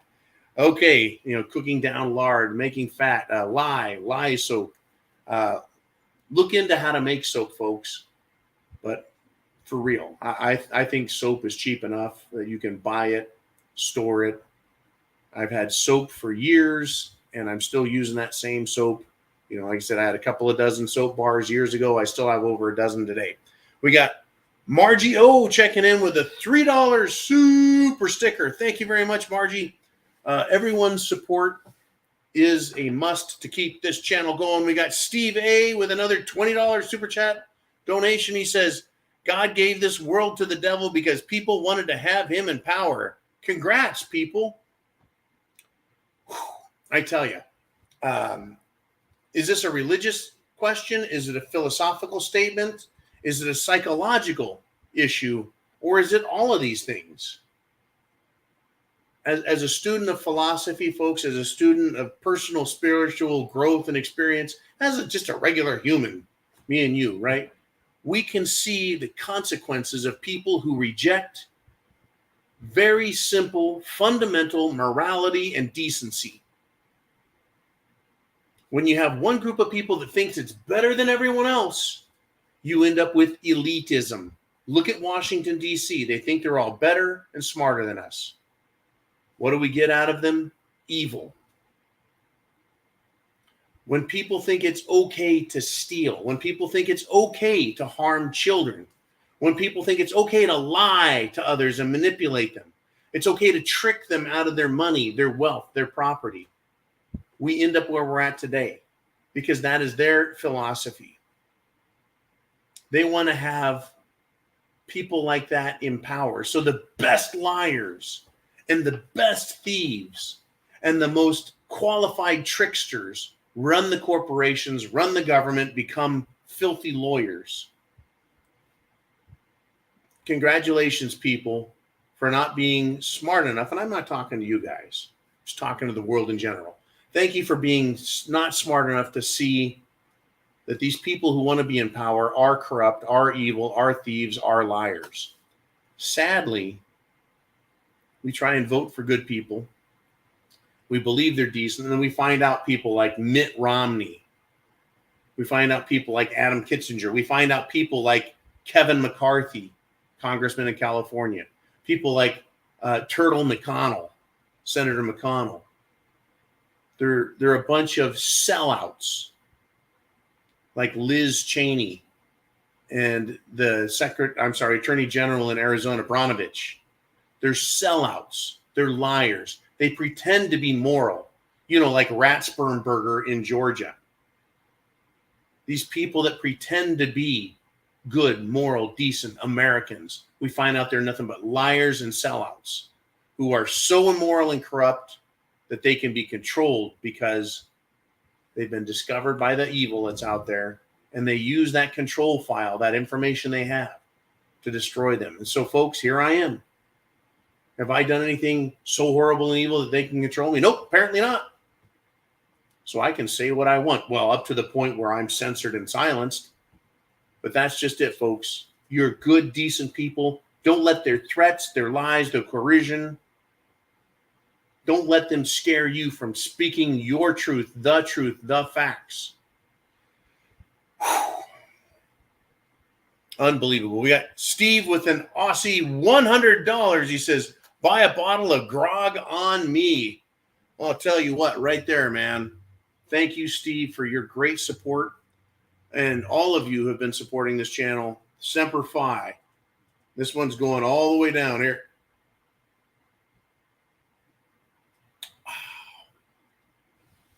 And the good news is the ice is melted, but it's still cold. That the Scotch with the Scotch chaser. All righty, we got Crazy Uncle back with another $5 super chat donation. He says, grog originally was just added alcohol to water in a ratio high enough to kill off the bacteria. Rum was most common because it was cheap. That's right, folks. Wow. Again, I said that the vodka is inexpensive. It's cheap, and you can get very inexpensive vodka, and it sanitizes, it disinfects, and you can put it in water at a certain ratio. And at this moment in time, I can't remember what that ratio is, but I'm going to say a 9-to-1 ratio is a good number to start with. That it kills off the bacteria. Now, there's an interesting thing when I was making beer and fermenting. There would be you would start with your a wort, not wort W-A-R-T, but wort W-O-R-T, which was a cooked mash and grains and all that, the beer making stuff. And you would introduce enough yeast that would go in and start eating the sugars, the starches. And they would fart alcohol, and that's how you get alcohol from that. And they would outnumber and out-reproduce, and then the alcohol they created would poison off the bacteria and grow stuff, and that's why beer and other forms of alcohol are sanitary to drink. You just have to be careful not to drink too much too fast. But yeah, you could also use it to disinfect water, because hundreds of years ago, they couldn't drink water, folks. Streams were polluted, rivers were polluted, lakes were polluted. Even well water could become polluted if they weren't created and maintained in a sanitary condition. So you would add a little bit of alcohol and make grog. Anyways, thank you very much, Crazy Uncle, for allowing me that prepper / civilization / well, you got to have food and water, right? Water, how to have water. How do you purify it now? Yeah, it's incredible. I recommend, well, down here at the very bottom, let's see, we got My Patriot Supply, Prepper Chow, SD Bullion, Jace Antibiotics. You can get all these things through the preparedmind.club, including the Berkey water filter where you pour water in the top, and what comes out the bottom is sanitized, purified, clean water. Whew. Good stuff. Brad Jones checks in with a $5 super chat donation. He says, thanks for all you do. Follow as much as I have time for. Great work, sir. Thank you, Brad.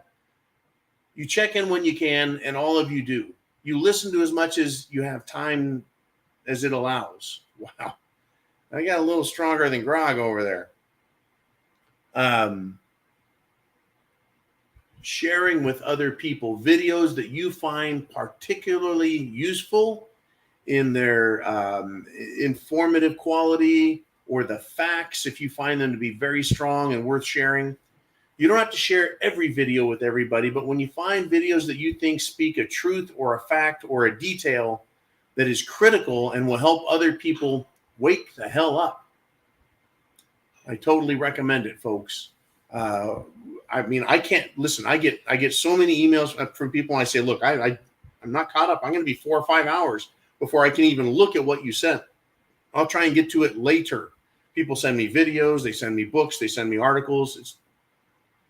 I get it. It's impossible to keep up with. And then I get people who 5, 6 different people will send me the same story, even though it may come from 2 or 3 different sources, right? Which is great, because then I have different sources for the same information. So it's more verifiable, more reliable. But do what you can to absorb what you can, and then disseminate that information. Send it out there to other people so they too can get prepared. Nobody can deny that things aren't screwed up out there. Nobody can deny that, huh? Nobody can. How screwed up? A lot of people are still having some trouble believing how screwed up things are. Well, we got Prepper Chris 1 with a $2 super chat donation. And he says, John, are you ready for World War III? Longtime subscriber, big fan. Thank you, Prepper Chris 1. I appreciate you being there long. There's a lot of people here, long time, folks. A lot of people. World War III, folks. Over the weekend, NATO jets intercepted Russian fighters multiple times in the Baltic and Black Sea regions. This was a story carried to try and let us know we're always right there, right? Now,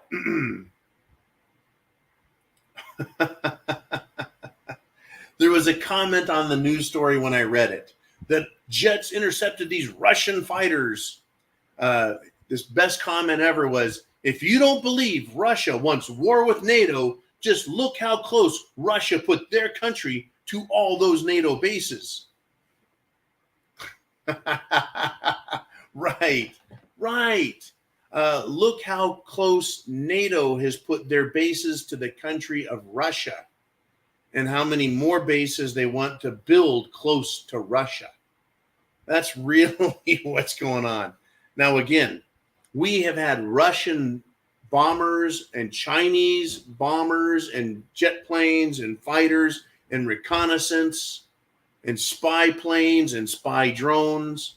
Our side has flown into their territory. Their side has flown into our territory. I'm not excusing or condoning anyone's military mishaps and missions, not only with jets and planes and drones, but also on the water, surface ships as well as submarines. They get caught in the wrong zone. How many times have American naval vessels been chased out of Russian waters and chased out of Chinese waters? And if they aren't in those territorial waters, they're very close to it, and they start the radio chatter. Attention, whatever the hell your name of your ship is, get the hell away from our stuff. It's called provocation, military provocation. Now, the military engages in these exercises, and forgive my speed of mind, they engage in these exercises to test the enemy's resolve. So Russia wants to find out, how serious are you, huh, NATO? And so they fly closer to NATO bases or a NATO country's airspace, and they may get chased off. NATO jets intercept Russian fighters. Whoop-de-doo. My concern, though, is one frickin' mistake. One pilot decides to light up someone else, go hot with the sparrow. It's on, right? It can exacerbate. It can escalate. It can cause a retaliation.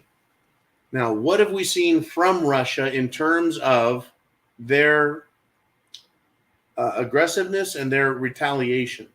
Now, we know that NATO, via Voldemort Zelensky, antagonized Russia by inviting and asking for Ukraine to become NATO, even though he agreed through treaty to promise not to have NATO come into Ukraine. He was trying to intentionally antagonize Putin. Now, once that started, then Joe Biden showed up with NATO and said, you better not do it. We're going to bring in missiles. We're going to bring in bases. And they started antagonizing Putin. Finally, he says, fuck you, and he rolls across the border into Ukraine. We're going to put an end to this shit. Now, Russia has continued to be antagonized. They had a ship reportedly sunk by 2 Ukrainian missiles. Russia says, no, we had one of our artillery magazines explode, and that's what sunk this very important ship of theirs. And then we had a couple of buildings set fire. We've had a couple of fuel depots explode over the Russian side, but they have not retaliated outside of Ukraine in other countries. Russia has promised that any country that supports and aids Ukraine with military hardware, that they will suffer for it. Has Putin flown into Poland, the Czech Republic, Hungary, Germany, or any other country? No, they haven't. They have not done to the extent possible that. But they have, as trains and trucks and convoys of equipment, as they have been driven into or rail carred by, choo-choo train into Ukraine, the Russians have used weapons on them, bombs, guided missiles, etc. We're very close to World War III, folks. Is World War III going to be fought with nuclear weapons? Or are they going to keep it conventional? Are we going to turn this into a Cold War?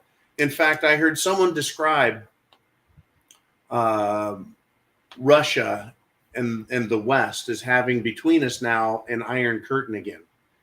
And that was a term or an expression used for the Cold War between Europe and North America and the Soviet Union and the communists. It was called the Iron Curtain, right? Behind the Iron Curtain, stuff happened in the Soviet Union.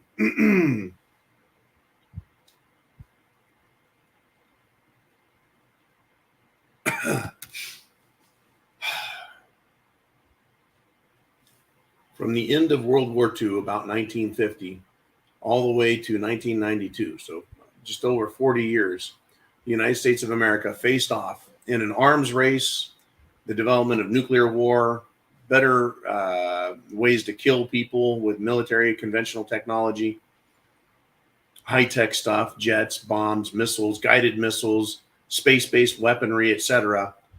And we had this Cold War.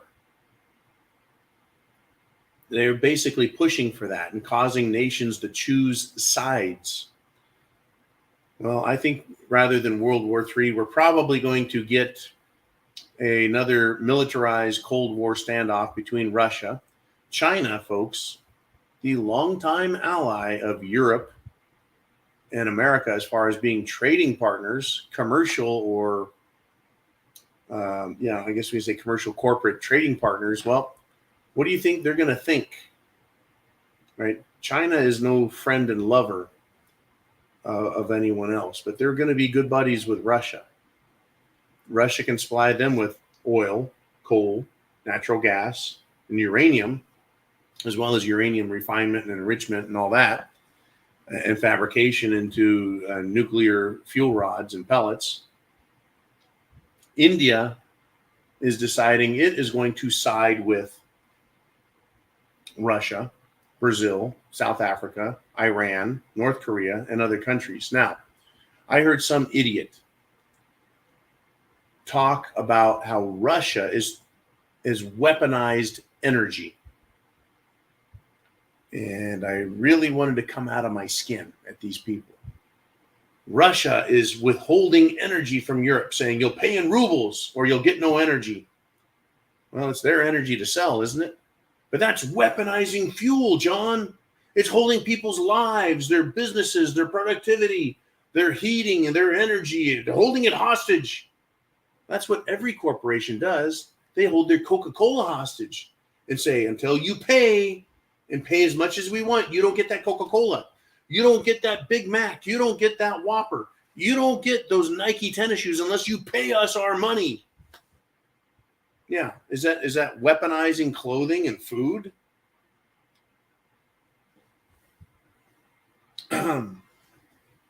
Well, they're saying that Russia's weaponizing energy. How about food? Are they weaponizing food? Well, because Russia and Ukraine produce an incredible amount of grains and food that the rest of the world needs. If they withhold that, that's weaponizing food. You're withholding that? Well, folks, who sanctioned Russia? Who shut down their bank accounts? Who said Russia cannot engage in standard commerce using the international visa card called SWIFT, the SWIFT system? Who weaponized the United States Federal Reserve note, the dollar? Who confiscated Russian oligarchs' ships, real estate? Who did that, right? Who weaponized the dollar? Well, there's only one nation that can weaponize the Federal Reserve note, the US dollar, and that is the country that makes the Federal Reserve note, the US dollar, and that's the United States of America, headed by this guy who said, we're going to take going to take their property. We're going to seize their yachts, their luxury homes, and other ill-begotten gains of Putin's kleptocracy. Kleptocracy and the guys who are the kleptocracies of Putin's kleptocracy.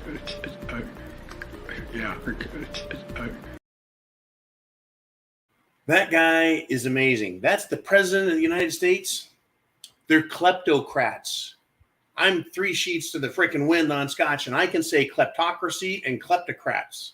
There's also, plutocrats and oligarchs and aristocrats and nobility and dukes and duchesses, counts, czars and czarinas, right? Yeah, we're gonna take their yachts and their real estate, and we're gonna take all their stuff. They're weaponizing everything, but they want to accuse Russia of weaponizing energy, weaponizing food. Everything is weaponized with these people. They've weaponized against you. Get the Cerveza bug, Jim Jones juice. Get it.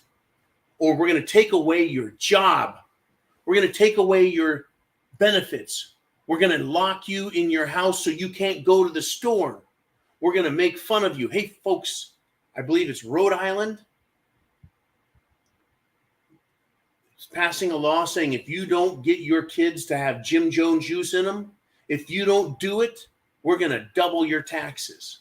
Talk about weaponizing everything. These people are fucking hypocrites galore. We got Mr. Skylight with a $49.99 super chat donation. Thank you, Mr. Skylight. You are the man. Thank you for all the information you provided over the weekend. And he says, you're right over the target. Bam! You bet we are. You bet we are. And I want to thank you, Mr. Skylight, and everybody who supports this channel, the research we do. Folks, understand. The Russians are not the good guys. Nobody is the good guys in this. Certainly not people that weaponize dollar, weaponize medicine, weaponize speech. They weaponize their speech by telling us ours can't be used. That only their thoughts and their programs, mental programs, are valuable and useful. They're scum. Ugh. Whoa, holy bananas. We're at 2 hours, folks. 2 hours in, and we like to go 2 hours on Sunday Night Live. It's incredible. Monday through Friday. Thank you again, Mr. Scott. Monday through Friday, I do 1 hour every day, and it kicks my ass, right? I take off Saturday and most of Sunday to relax, but even though I'm researching and reading and doing stuff on the computer, I try and take a break, and then I come back Sunday night, and we kick it off with a 2-hour Sunday Night Live. And sometimes it goes a little longer, and it's up to you guys. It's your show.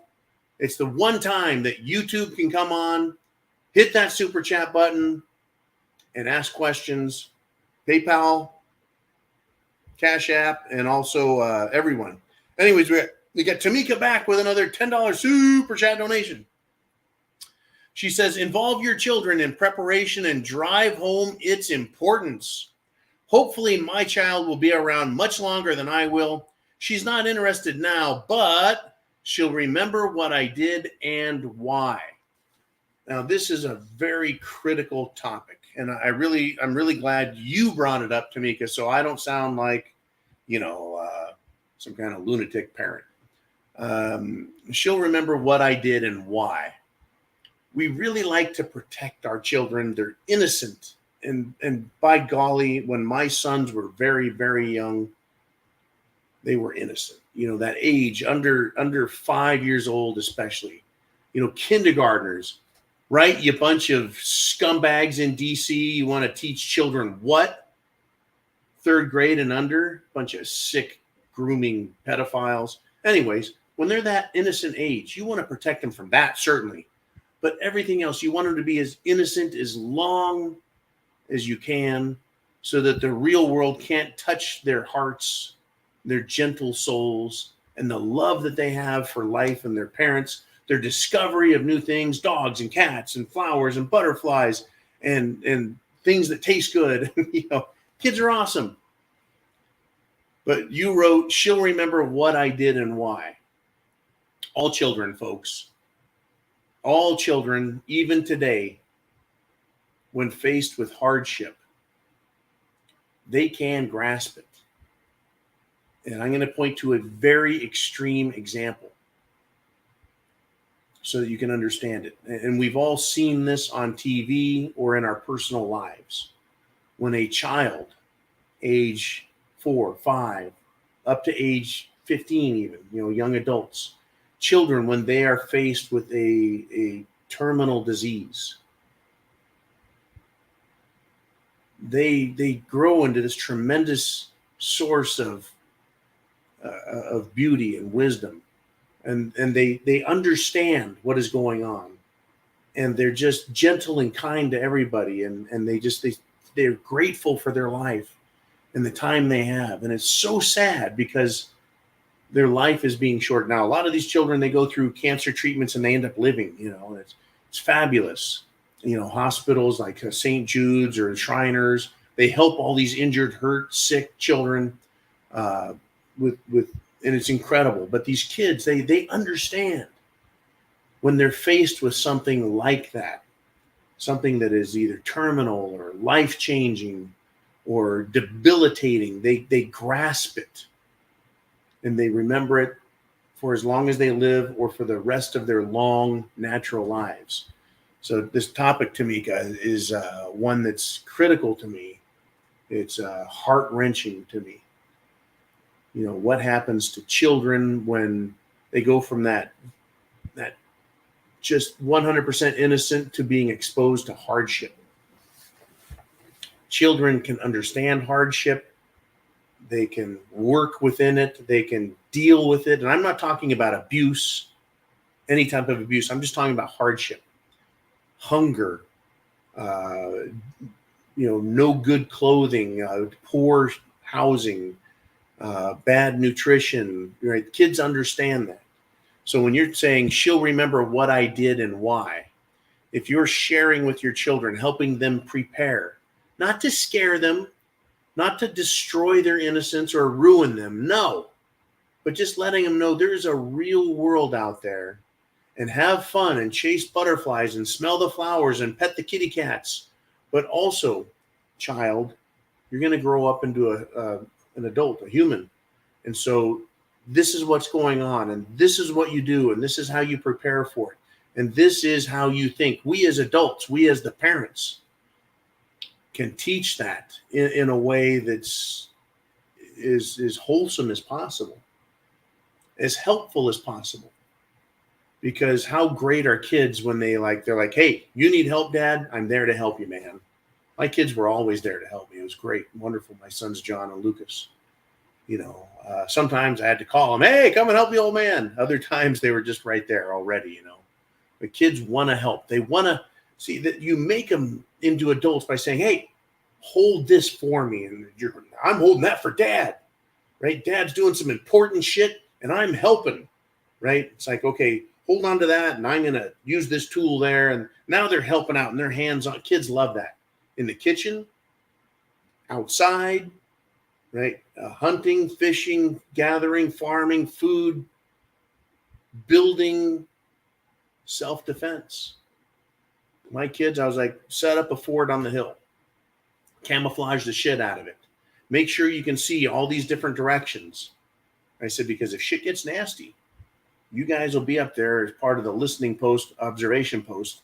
You'll have a radio and you'll be talking to the rest of us, right? And sharing that information. We're like, holy cow, it's like pretend war, play war. Kids love that, boys especially.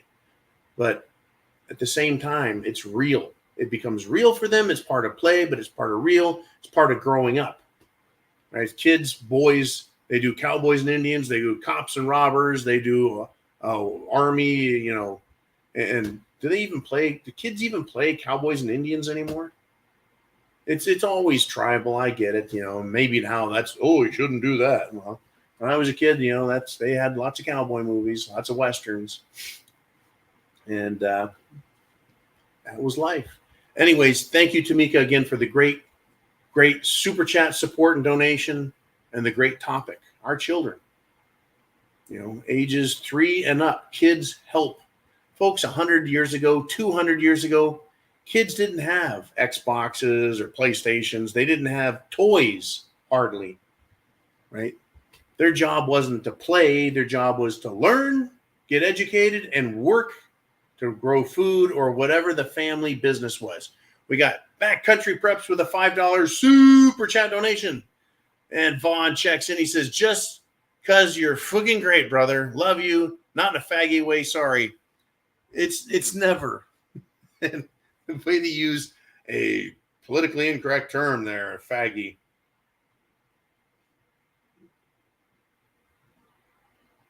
To all of you, I love all of you. Not in that kind of way, in the right kind of way. Folks, it has hit the fan. It is extremely concerning at this point. We're in the middle of all the trouble, folks. Food, water, shelter, clothing, medicine, means of self-defense, domestic problems, foreign problems, everything. Are you prepared? We got Crypto Knight checking in with a $20 super chat donation. And he says, love my new girlfriend's Let's Go Brandon t-shirt. That's freaking awesome. I love it. Saturday, I was out in the general public. I got to tell you, man, I saw someone had a Let's Go Brandon baseball hat, right? He had it on backwards so I could read it from behind him. He turned around. The dude was like 75, and he had a look on his face like he don't give a shit. He's going to wear that hat. And guess what? Nobody said a word to him because we all were thinking, let's go, Brandon, right? Anyways, I'm glad your girlfriend's got that t-shirt, man. That is awesome. Yeah, and there's a whole lot of things to say about what's going on out there, folks. Nothing good is coming out of D.C.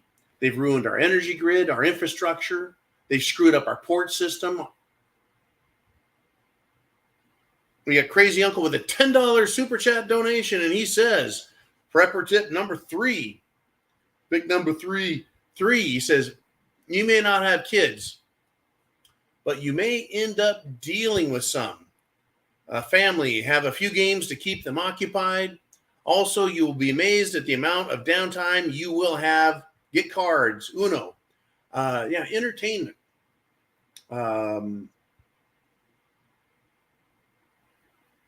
Entertainment for kids, entertainment for adults. Cards, darts. When I was in 3rd grade, my family got a dartboard. And we would play 500 or 300. Basically, every number you threw on the dartboard, you would hit 25 bullseye or a 50-point bullseye, and then 1 through 20, and then you had double score and triple score. on any of those. So you had to throw the darts and then add all the numbers up in your head, then write them on a board and subtract them and all that. It was great for math. It was entertainment. It was education. And throwing that little dart, hand-eye coordination. Look at all the development you got out of having a good time. Whoa, talk about having a good time here, right? This right here is a glass full of a good time. I've got to take it easy, though. I think I need to wake up tomorrow and be able to move. So, for kids, not only do they need to have entertainment, they need to have education. They need to have things to do. What better way to make someone feel like a useless sack of crap than to give them nothing to do, to teach them nothing? So just say, just sit there and be a lump and entertain yourself with finger puppets. No, get over here, kid. You're going to help out. We need you. Get kids involved. Now, kids also need downtime, though. They need downtime.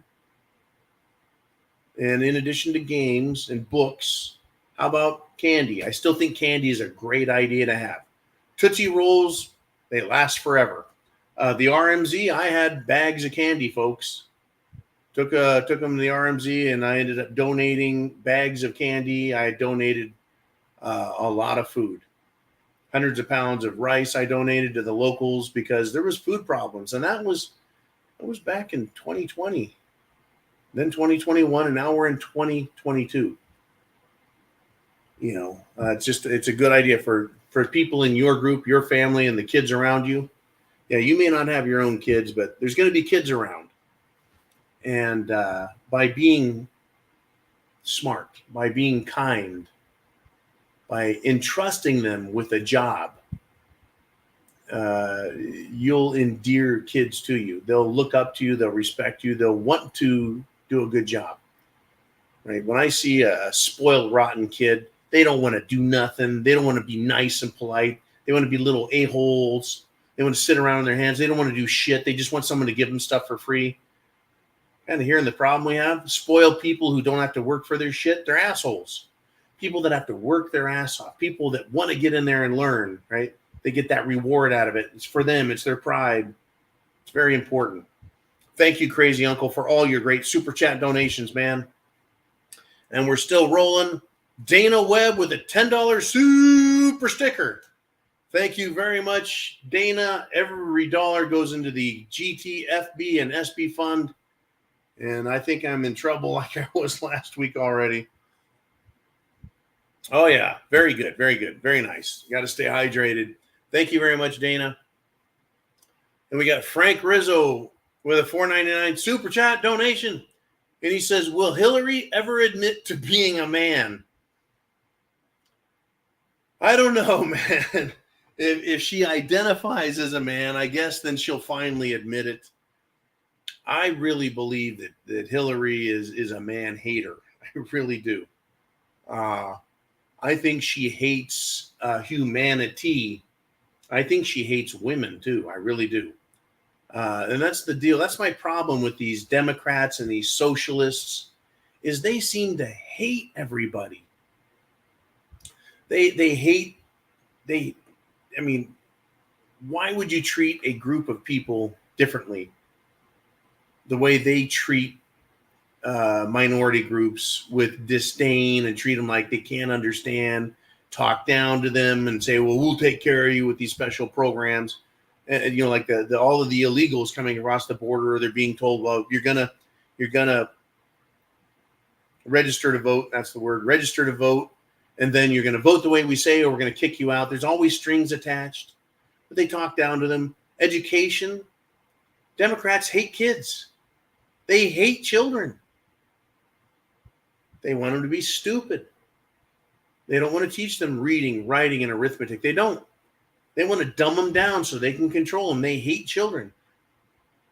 They hate men. Men are toxic. Men are scum. Men are this. They hate women. Women, you're as good as a man. You're every bit as good at what men do as men are. And then they go, well, but men are stupid. Men are toxic and men are bad. And you want us to be as good as that? I mean, what message are we sending? And all people, you should hate your own gender, right? This is about controlling people, destroying them, removing their sense of pride, their their sense of unity, togetherness as human beings, as Americans, our national pride. It used to be, right? One of the biggest liberal entertainment icons, who's also now a liberal scumbag, the boss, Bruce Springsteen. His song "Born in the USA" was this huge patriotic hit back in, I think, 1987. I was in high school, 87, 88. Just belting it out, right?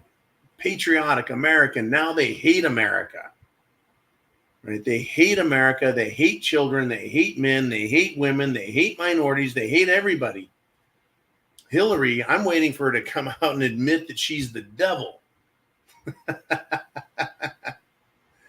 Good golly. Thank you, Frank, for your continuing support on the Prepared Mind channel and the Super Chat donation. And good golly, Rooster Cogburn's in the house. Rooster Cogburn was actually a role played by John Wayne, that great American actor who played a cowboy in so many movies. He also played a Marine in Sands of Iwo Jima. I think he was in the Flying Leathernecks. I can't remember. Anyways, Rooster Cogburn, $5 super chat donation. He says, Semper Fi One, what would you suggest for protecting tools and freedom seeds from would-be thieves? I don't think safes are necessarily all that safe. Now, the thing about a safe is if you are alive and you're right there, it's kind of hard to get over to it, to open it up, to get into it and to carry stuff off. You know, people, I think, like to grab a safe and try running with it. And so they're very heavy, very cumbersome, and it slows down the person, and they're an easier target. Now, when you say, what's my suggestion for protection tools? My suggestion is, my number one pick at this stage of the game where we're at in this world, I'm going to agree with Joe Biden. It's a shotgun. But I'm not going to pick a single shot or a double barrel shotgun. I'm going to say get yourself an AR-12 or an AR-20. Now, it's not a real AR, as in like an AR-15 or an M16 type replica. These are shotguns that kind of look like an AR. They take a magazine, a box magazine. They have the ergonomic pistol grip front, right? You got the adjustable shoulder stock. They're lightweight, right? They're easy to shoot, easy to operate. And for women, I recommend a 20 gauge. For men, I would recommend the 20 or the 12 gauge. 12 gauge kicks like a freaking mule. The reason I recommend a shotgun is you can shoot buckshot out of them, and one round of buckshot is like shooting 6 .357 Magnums all at once, or 9 .30 caliber carbines all at once, or I think 20 .25 caliber handgun pistol bullets all at once. That's a lot of lead down range. Now, the thing is you can miss with a shotgun. You can. But if you're on target, you're going to put a lot more, shall we say, freedom seeds into the target that you're planting. Now, imagine if you're half off target and half on. You're still on the target. So you have point and aim, point and shoot, known as reflex or reactionary shooting. You can be off a little and still hit the target. Now, that is critical or more important at night when there's no light or low light conditions. It helps to keep you on target. Even if you've got one of these super bright flashlights that you can get on the preparedmind.club, a little bit of pimping for the club there. We got some awesome flashlights, folks. A lot of people have flashlights, I get it, but we sell them too. But you know, if you got a flashlight mounted on your AR, whatever you got, right, you can see your target. It comes down to what can you handle? What is your mission or your objective in using that self-defense tool? Ease of operation, familiarity, the training, the trigger time you have.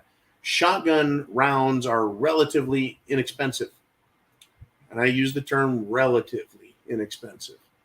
There's some people that have some very exotic weapons and they take very expensive ammo that's hard to find. 20 gauge and 12 gauge shotguns, everybody has that stuff. Even if you're not shooting buckshot, you're shooting birdshot, for ducks, geese, or rabbits, small game loads. They've got like a, number 2 or number 4 pellet in them. You're going to screw shit up. And anyone within 20 feet that gets hit with anything, including target loads, that's a very bad day for them. They're going to be missing limbs and having big holes in them. So again, I recommend shotgun. I really do. Now, for longer range targets, the AR-15, the AR-10, which is in 7.62 caliber, great weapon. A lot of people like the AK platform. I get it. Ammunition's cheap if you get that steel case crap. Oh, you can't. Well, are we going to get steel case crap out of Russia and China anymore? Ruh-roh. Make sure you're prepped on ammunition. Okay. And, ease of having self-defense tool is your sidearm pistol. Whether it's a revolver, old school wagon, it's getting that smoke wagon. Anyways, whether you got a wheel gun or an auto, you can carry it around, keep your hands free, keep it in a holster. There's your protection. But if it comes to just sheer stopping power, insane intimidation quality, and again, the forgiveness of not being a perfect shot, the shotgun is a great way to go. And I ain't talking about the shotgun Joe Biden talks about. I'm talking about a riot shotgun. You can get a semi-automatic AR-12 or AR-20 style. You can get other style riot shotguns, and they are a riot. All right. Thank you, Rooster Cogburn. Thank you very much. We got Miss Marilyn with a $20 super sticker. And thank you again, Marilyn. I know you, too, also send information to me from time to time. Thank you much. Oh, wow. That's good. I'm going to need some iced tea here. Ooh, a little sugar to go with that. Schlitz Malt Liquor with a $5 super chat. He says, hey, Big John, continue the good work, my man. And folks, thank you and continue your good work as well. That means working at your job, working at home, working to be prepared, working to help others get prepared, sharing information. We've all got a lot of work to do, folks. This slow descent into the land of SHTF is giving us time to prepare ourselves and to help others get prepared. And we're still going. We got Tamika back in the house with another $10 super chat. And she says, I suggest that anyone who hasn't watched your situational awareness video, do it ASAP.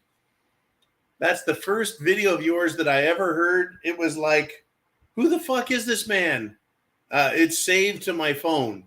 I thought about that video the other day because I was supposed to be doing that video and I hit the live button and recorded it live. And like halfway through it, I'm like, oh man, I didn't see that I was going live. And someone was like, hey man, let's talk about situational awareness.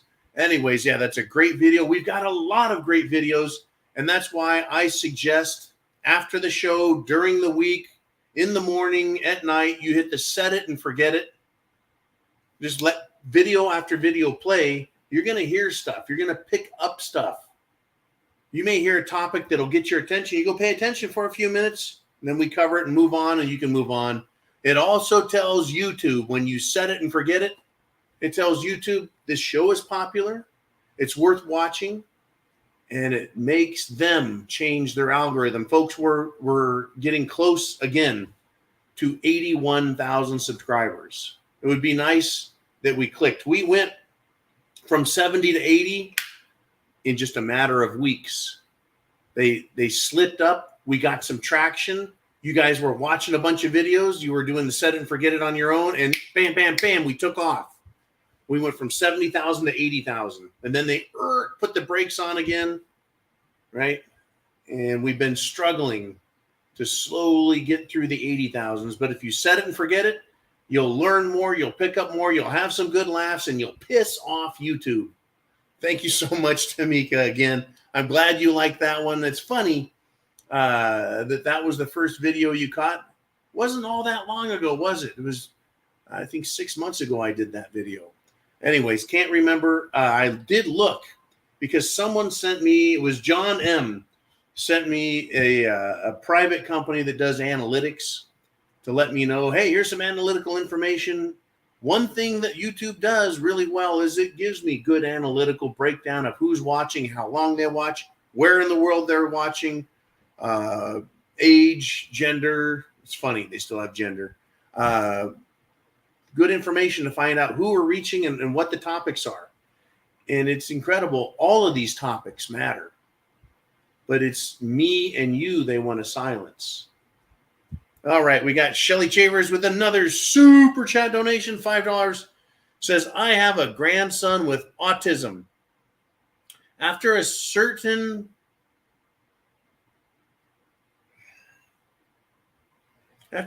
shot, the next day he was a different child. Jim Jones juice came along before Cerveza bug. Shelly's a 20-year-plus RN. I've heard this, and this was a big thing that was out, folks, for the last, well, since my kids were born and very young. I heard about the dangers of Jim Jones juice and all of its variants. That they, when I was a kid growing up, I got one shot here and one shot there. Now they give dozens in one, just blasting children. And there's a connection between those blasts and autism. And the government denies it, and the medical community denies it, or at least those in charge. The mainstream media denies it. But there's an awareness that we have all had coming into Cerveza bug about the risks, the dangers, the threats of Jim Jones juice in all its variations, and knowing that they can deliver, folks, serious troubles. And I'm really sorry to hear, Shelly, that that your grandchild had to pay a certain price for someone else's agenda. We all try and do things the right way. We want to help. We want to be smart. And then we get, we have things affect us. Very scary stuff. We're at 2.5 hours, folks. Now, what's hard to believe is I almost went last Sunday double this time. Double this.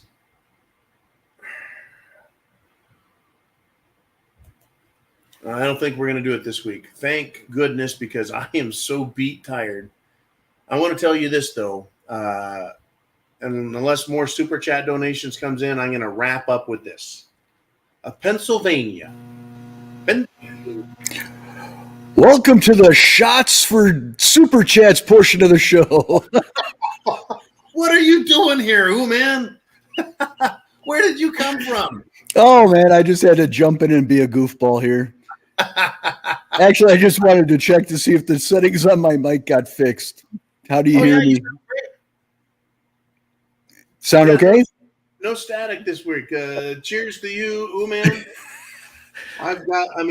Cheers to you and everybody out there, man. It's a lot of melted ice, but, it's still good. Sorry to interrupt. I just had to throw that in. I couldn't resist. Thanks, man. I appreciate all you do, man. I really do. We'd probably be in a lot more trouble without you. That's freaking man. I love that guy. And Oliver, he's got the Man channel on YouTube. He's also got the rsyndicate.com, which is the clearinghouse for all things preppers.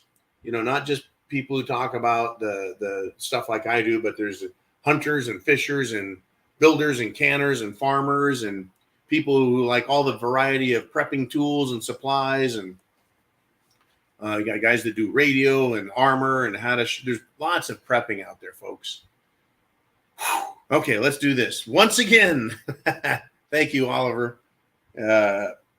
Pennsylvania high school teacher is suspended for hosting a drag show without parental consent. Just the headline alone is chock full of stupid and what the hell and wrongness and just basically evil. High school teacher only gets suspended, what? For hosting a drag show for kids? No parental consent.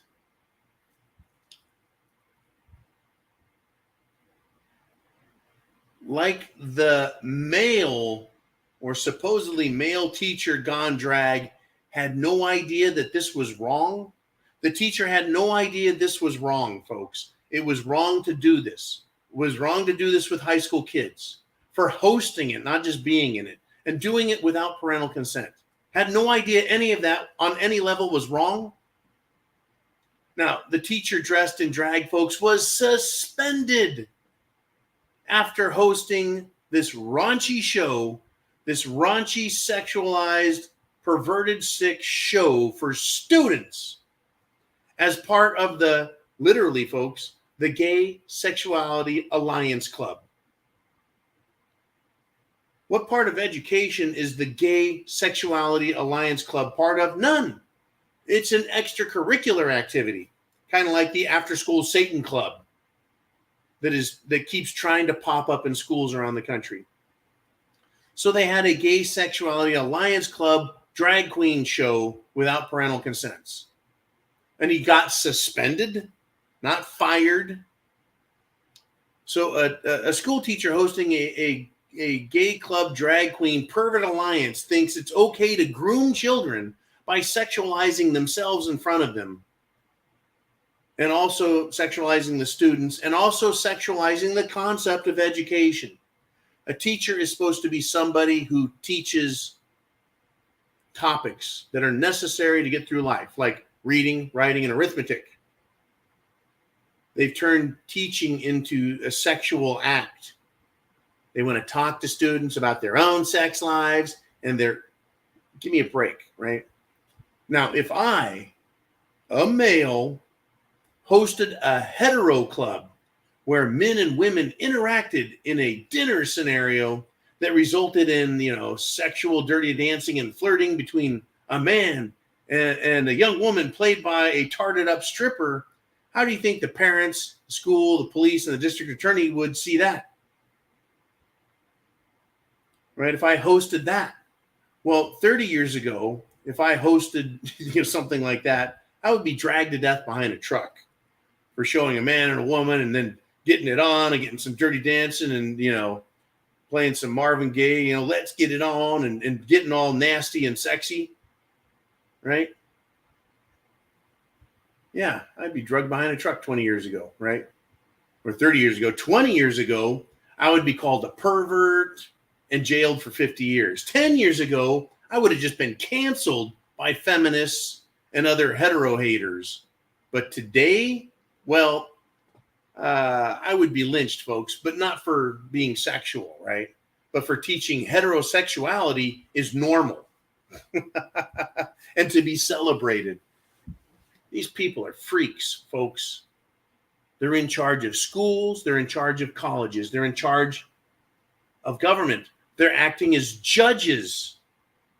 Even a Supreme Court judge looks at a pedophile, multiple pedophile cases, and lets them off with the most lenient sentences, even lighter than what prosecutors asked for.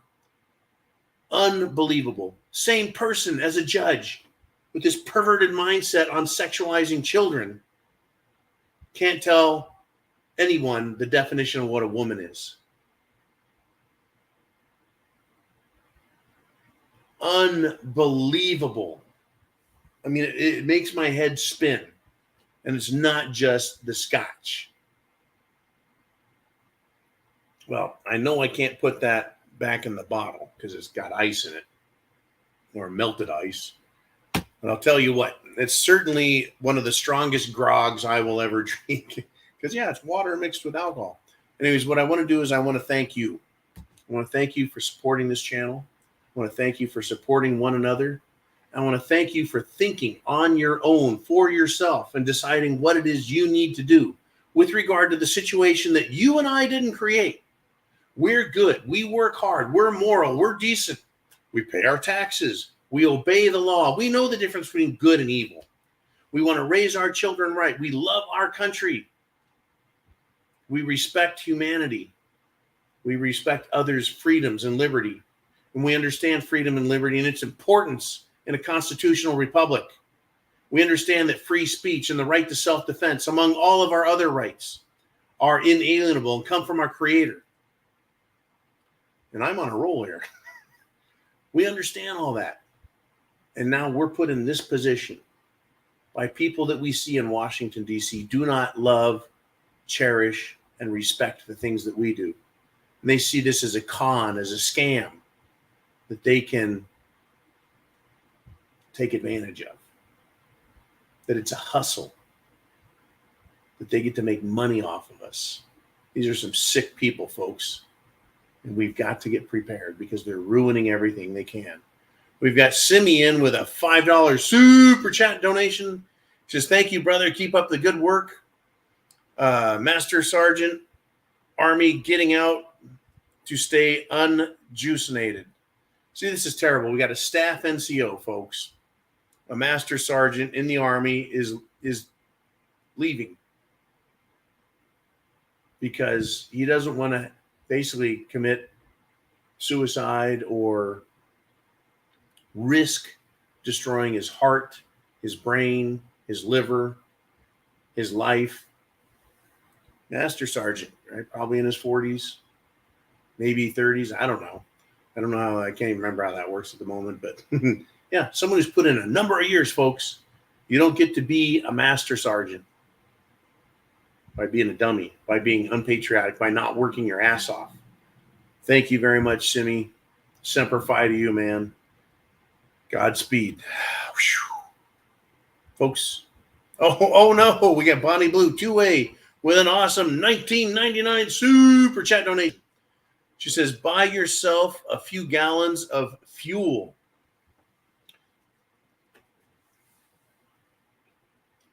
That's a really important message and a great donation. And here's the deal, folks. Fuel. They're ruining everything they can. I believe it's a good idea for you to safely, right, store some fuel. A 5-gallon can. If your automobile gets 25 miles to the gallon, 30 miles to the gallon, you can go well over 100 miles.